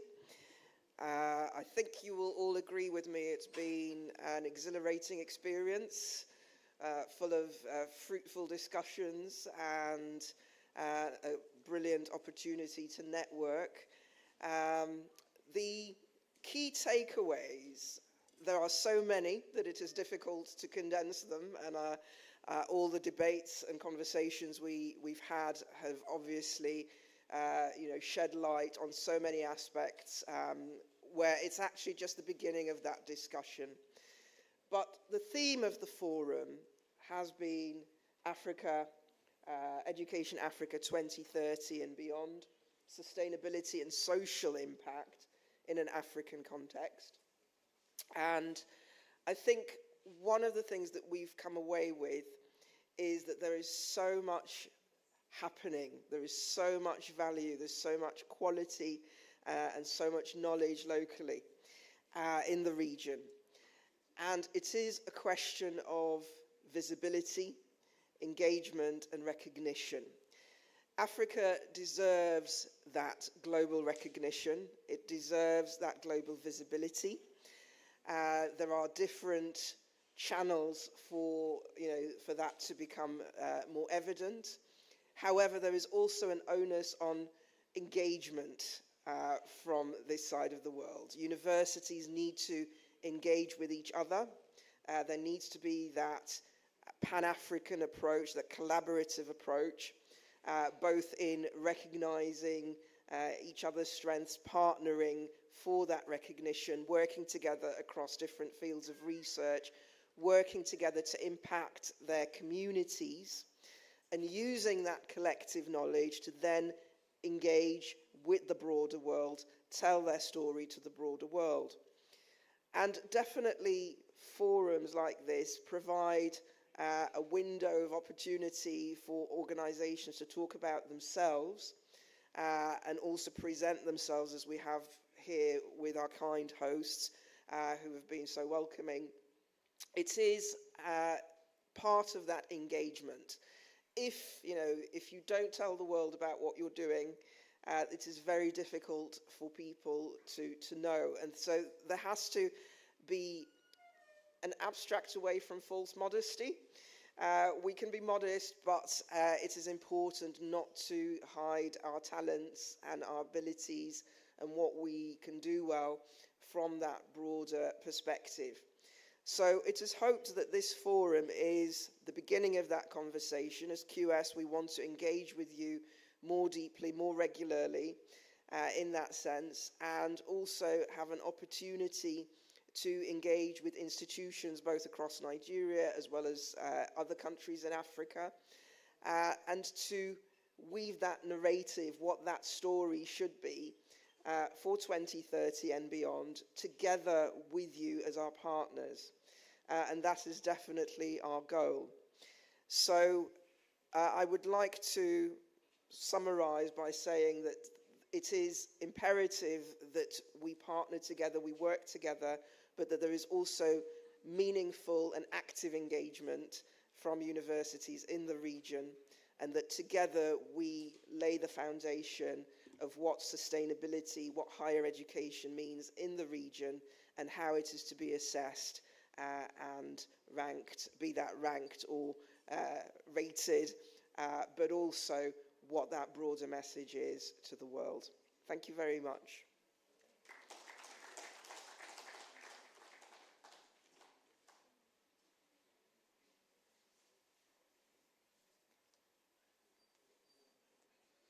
Thank you very much. And we have now come to the end of the program. I'm not going to be speaking much, but I have to do my duties of thanking all those who have made this event a grand success. And first and foremost, our host, Covenant University. I think a round of applause. First to the Chancellor, Dr. David Oyedepo, for giving, is it correct? Oyedepo, okay. Fine, all right.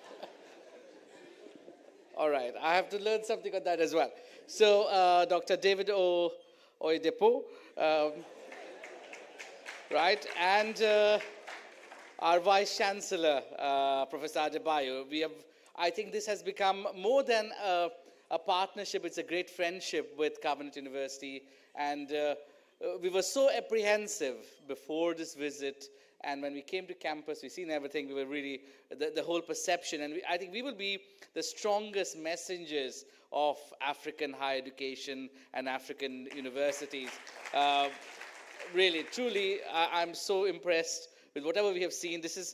I have been to Ghana before, I've been to South Africa before, but here we've organized our first event in Nigeria. Really good stories to tell and when we go back home. So with that, I have also to thank the people behind, because this event was put together in a record time. We started planning in the first week of June, and here we are today in the first week of September.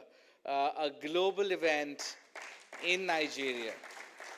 Now, before I take the credit for the team at QS, I think there are great magicians here who have made much possible. So, under the leadership of the Vice Chancellor, first the chair of the committee, which I think was a great idea to put a committee together. Dr. David Omole, David is right here, right? Always available, and we've had weekly calls, which he thought was too much at one point, so we tried to nail that down on a weekly basis. But of course, we really thank you for all your time with his committee, and I would like to thank Professor Ajanaku, who's also now the Professor Ajanaku, who's also the Vice Chancellor of Landmark, Dr. Isaac Akinbumi, Director of International Office, Dr. Winifred Anake, also part of the committee, Dr. Landre Amodu as well, Dr. Ada Peter, and we have Professor Tayo George, and Dr. Emmanuel Amo, and Professor Fagbengle. So really my heartfelt appreciation to the committee and to everybody. I think we all were such great hosts, and we were a bit fussy guests for the first day, so please excuse any small niggles from our side, but we really were happy. We're truly from the bottom of my heart to our host, to the organizing committee, and beyond. If I have not mentioned anybody, my apologies. Really, we go back with great memories tomorrow. So thank you very much to the committee. While Covenant University has hosted it, we tried to bring in some partners in order to help us put this event together. I would like to thank our sponsors, Skyline University Nigeria, for their generous support. And we have Vice Chancellor here and also the Pro-Chancellor, who's probably not here today. Really my heartfelt gratitude for your support. And to the university that did so much to the event but was not able to come here because of visas, our sponsor, Al Ahliya Amman University from Jordan. So please check them out. If you go to their booth, at least take a photograph and check out the website, and let's do some justice to their support to African higher education. The Vice President was really eager to be here, and he wanted to develop ties with Nigeria and the wider African region, but of course visas were definitely one element which was a dampener. Then to all our keynote speakers and the support from everyone who's been on the panel. I would not like to name everybody. We'll be here all day otherwise. Really thank you so much to everybody, all the keynote speakers, all the panel speakers, and the participants finally who we have here today who have come from all parts. I think we have people from literally almost everywhere except the southern part of Africa. So really thank you so much for your attendance, and a round of applause for you all as well, please. There have been the support teams. We've had the booths built, we had the lanyards. So every material of this event was indigenously sourced except for the lanyard which you're seeing here. Everything else was made locally. So we believe that we make in Africa as well is something we would like to support. So going forward, we hope we can also get these done locally as well. But just to show you, we really want and have done things locally. Finally, the QS team. You probably might not know the kind of evenings and nights and early mornings the team has spent. So, of course, they are probably watching online. First to those remotely, Rajesh and Elvira, who have I think because of the time difference, they're based in India. Because of the time difference, they spend late evenings getting names correct first and foremost. So getting sure all our badges are correct, all the communications are correct. So really thanks to them for doing that. To Rami here, who has accompanied me, and to the QS team in Nigeria. I mean, I would like you to stand, please, wherever the QS team is. Is everybody there, the QS supply team? We should have 4 of them here. They're probably out of the registration. So that's a commitment. We really want to, we're just not here to rank institutions and to work with you. We're also taking talent from local universities and developing them further. I hope I've not forgotten anybody else, but yes, thank you everybody else who has contributed in some way or the other, everybody else in QS as well, especially the executive leadership team at QS who have given us the support to do this event right here in Africa. We really are thankful, and we hope we can do much more of these events. And finally, to the chairperson, I think Veronica has chaired it last year. She is the right person for us because, of course, we just don't want to be the outsider coming and telling you what you should be doing. We really understand the African higher education system. We want to work with you, and I think nothing more than Veronica, who has kind of taken this whole, curated this whole program. So a big round of applause to Veronica.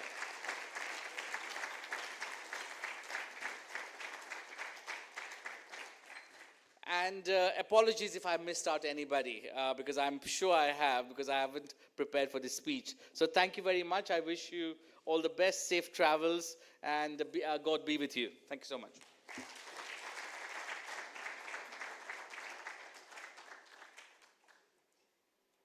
Thank you so much, Dr. Ashwin. May we all rise, please, for the closing prayer. Our Father and our God, we thank you. We give you all the praise. We give you all the glory. We acknowledge your hand in all that we have done in the last couple of hours. We say to you alone be all the glory in the name of Jesus Christ. Your word says, I have set the Lord always before me. Because he's at my right hand, I shall not be moved. Father, as we go, we ask that you go before us and go after us in the name of Jesus Christ. We all arrive at our various destinations safely in the mighty name of Jesus Christ. Thank you, Abba Father, for in Jesus' mighty name we have prayed. Amen. God bless us mightily. There'll be lunch immediately after the photographs. We use the same venues. Yes, the venues we used yesterday. So, so all of our speakers will go to Hall A at the guest house. Every other participant will go to the guest house restaurant. And then faculty and staff here at Covenant will use the faculty lounge at Cafeteria 2. God bless us mightily. Thank you.